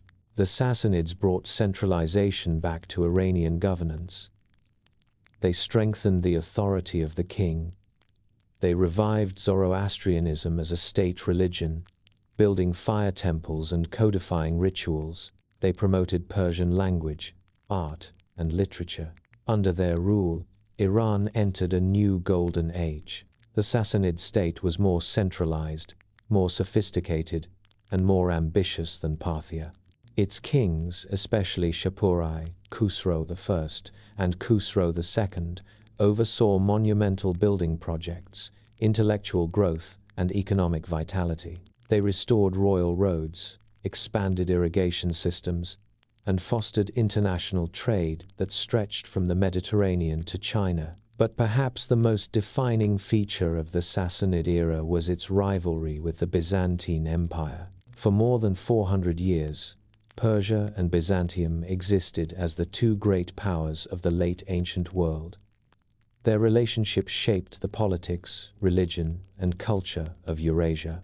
They fought monumental wars, sometimes lasting decades. Yet they also exchanged ideas, art styles, luxury goods, scientific knowledge, and philosophical influences. Persia's influence on Byzantine court culture was profound. In turn, Byzantine innovations found their way eastward. The Silk Road thrived under Sassanid protection. carrying goods and stories from faraway lands. Sassanid art, with its bold forms and intricate details, influenced Islamic and Central Asian aesthetics long after the empire fell. The Sassanid kings styled themselves as heirs of the ancient Achaemenids, calling themselves kings of kings, just as Darius and Xerxes had done. Their empire represented a final flowering of pre-Islamic Iranian civilization, a world of philosophers, poets, merchants, architects, priests, and warriors. And though the Sassanid Empire would eventually fall to the Arab conquests in the 7th century CE, its legacy endured. Its administrative models shaped early Islamic governance, its art influenced the Umayyads and Abbasids, its literature inspired poets from Ferdowsi to Rumi, and its cultural memory continued to shape Iranian identity for centuries to come. As this chapter settles gently in your mind, imagine Persia not as a vanished empire, but as a long, flowing river, a river that changed course but never ceased to move, carrying its spirit through Achaemenid, Parthian, and Sassanid ages. In the next chapter, we will explore how this river shaped the world long after its ancient kingdoms faded into time. As the long arc of Persian history flows from the Achaemenids to the Parthians and then to the Sassanids, its waters do not end with the close of ancient empires. Instead, they continue onward, quietly shaping the world we know today. Though the palaces of Persepolis lie in ruins, and the roads of Darius have long since weathered beneath shifting sands, the ideas, innovations, and cultural spirit of Persia still echo through modern civilization. In this chapter, we gently explore how those echoes continue to resonate softly, yet unmistakably, in politics, engineering, religion, architecture, and even the very name of a nation. One of Persia's most enduring contributions to the world is its philosophy of governance based on tolerance and respect for diversity. When Cyrus the Great spoke of allowing every nation to honor its gods, preserve its customs, and live without oppression, he established a model of rule rarely seen in the ancient world. Unlike empires that sought to erase differences, Persia embraced them. Under the Achaemenids, people from dozens of cultures lived side by side. Egyptians, Lydians, Babylonians, Greeks, Medes, Phoenicians, Persians, and many more.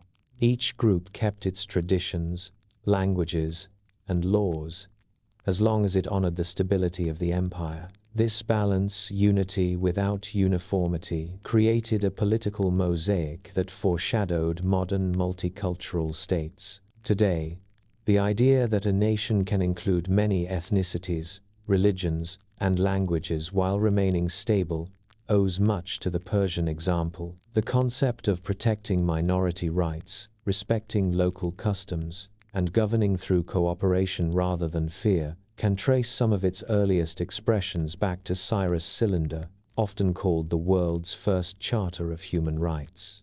Perseus' model of a multi-ethnic empire provided an early blueprint for civilizations like Rome, Byzantium, and later the Ottoman Empire.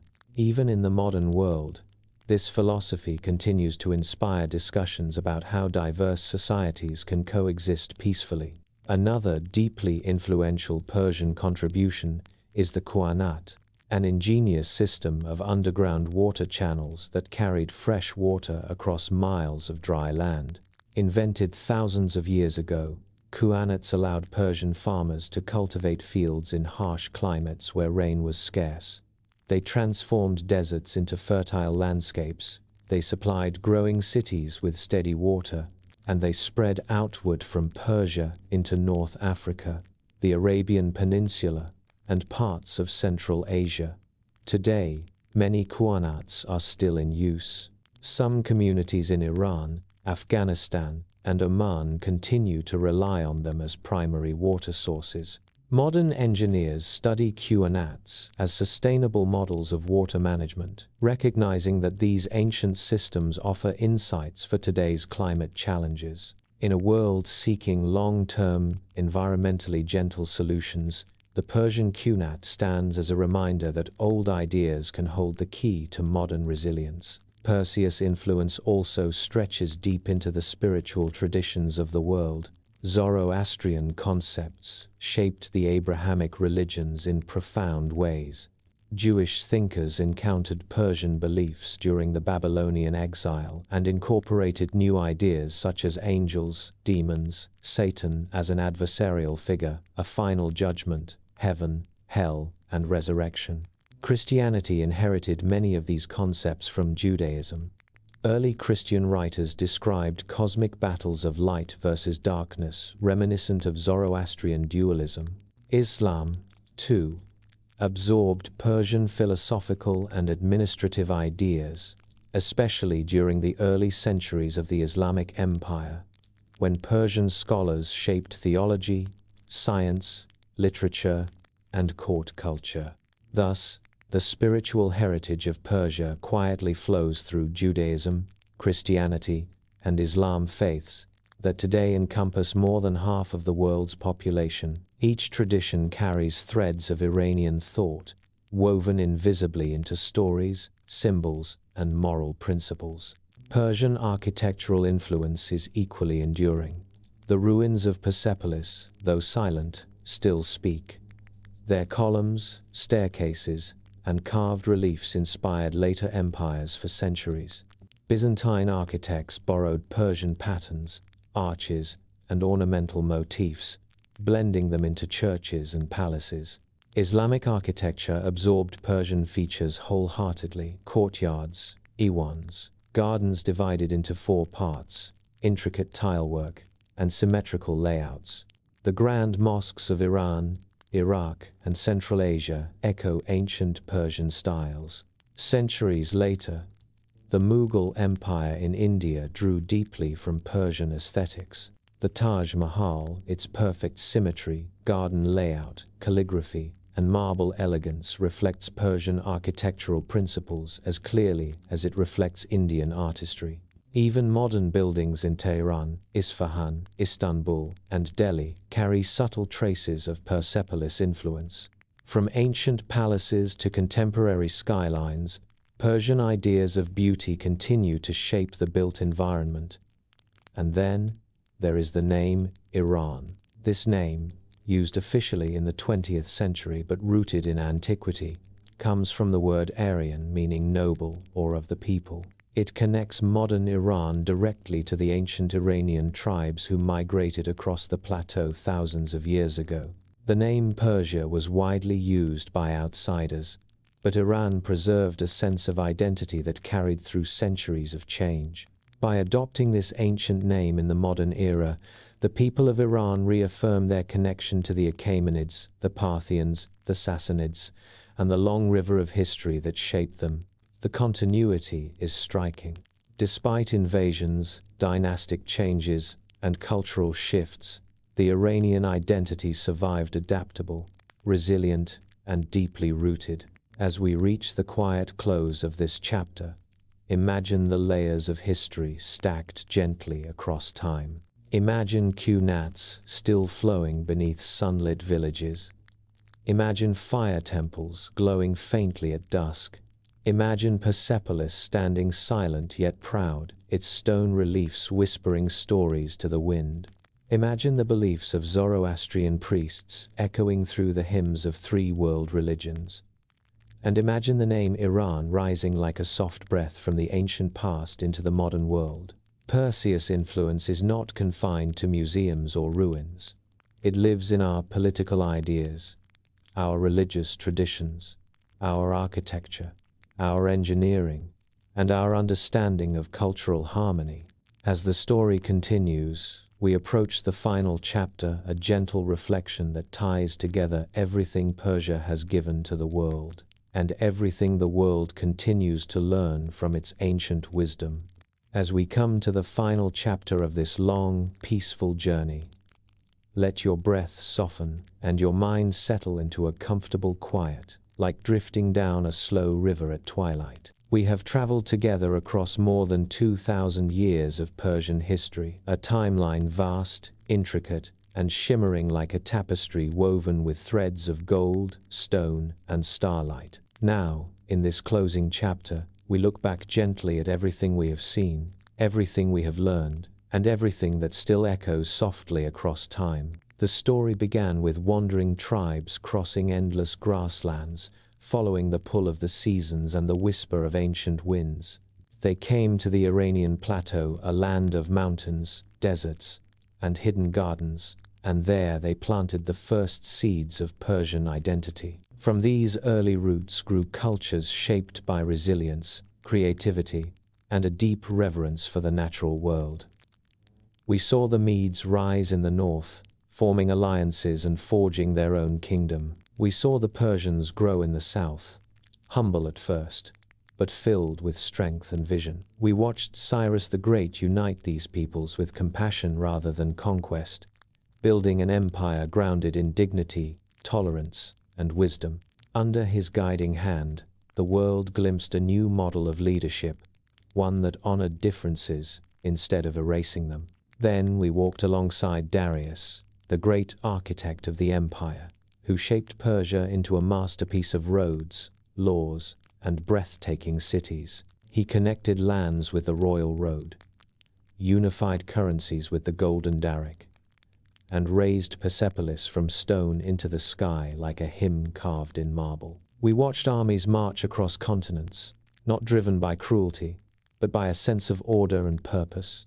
We saw Persia become a superpower through harmony rather than fear, diplomacy rather than destruction. We witnessed Xerxes and the campaign against Greece, a moment of ambition and tragedy, where the tides of war shifted back and forth, leaving both sides changed forever. And yet, even beyond these battles, Persia flourished in subtler ways through soft power, gold, negotiation, and culture. The halls of Persepolis filled with delegations from 23 nations, each bringing gifts, each treated with dignity. We stepped into the daily lives of farmers, merchants, artisans, and families. We tasted their food, felt their clothing, walked their markets, and celebrated Nowruz beneath the glow of spring sunlight. We explored their art, their architecture, their science, the graceful fusion of influences from Mesopotamia, Egypt, Greece, and the Iranian plateau. We learned how their ideas about beauty shaped future empires, how their cunettes still flow beneath modern towns, carrying ancient water through ancient tunnels. In the soft light of Zoroastrian temples, we listened to the quiet teachings of Ahura Mazda and Angra Mainyu. We learned that in Persia, goodness was a choice made every day, through good thoughts, good words, and good deeds. We saw how these beliefs shaped kings, guided laws, and flowed into Judaism, Christianity, and Islam. Then we entered the empire's twilight, where succession struggles and powerful satraps strained the unity that once held Persia strong. We watched Darius III take the throne with courage, only to face the unstoppable rise of Alexander. We moved through battles Granicus, Issus, Gaugamela, feeling the slow unraveling of an empire that remained grand but no longer united. We walked through Babylon, Susa, Persepolis, watching Alexander claim each city, and we felt the sting of flames as Persepolis burned, ending an era of Persian brilliance. But Persia did not vanish. In quiet resilience, it transformed. The Parthians rose, blending nomadic vigor with Iranian tradition, holding their ground against Rome for centuries. Then the Sassanids emerged, reviving Persian art, language, faith, and imperial strength. For centuries they stood as equals to the Byzantines, shaping the Silk Road and influencing the world long after the Achaemenids were gone. We saw Persia's ideas blossom across continents into architecture, into philosophy, into religion, into the modern identity of Iran. Now, at the end of our journey, take a moment to feel the full weight of this story, not as history, but as a gentle presence. Imagine the mountains of Iran, glowing beneath the last light of sunset. Imagine wind sweeping across ancient ruins, carrying voices of people long gone. Imagine Kuanat water flowing quietly beneath warm earth, continuing the work begun thousands of years ago. Imagine the pillars of Persepolis standing tall under the night sky, silent yet eternal, like guardians of memory.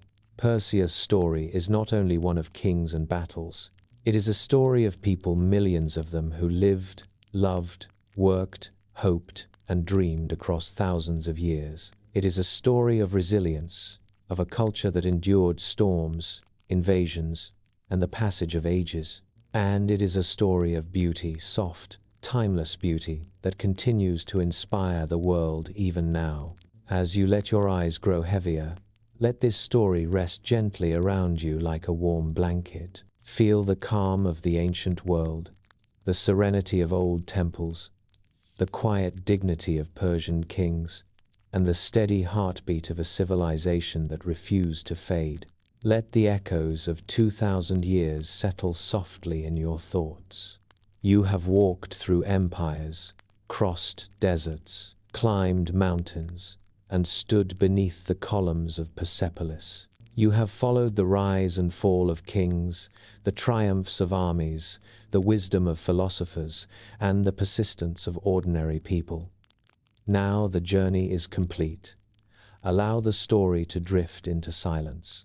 Allow yourself to drift with it, for history, like sleep, comes gently when we let go. And in this quiet moment, Persia, ancient, eternal, and full of light, whispers her final good night.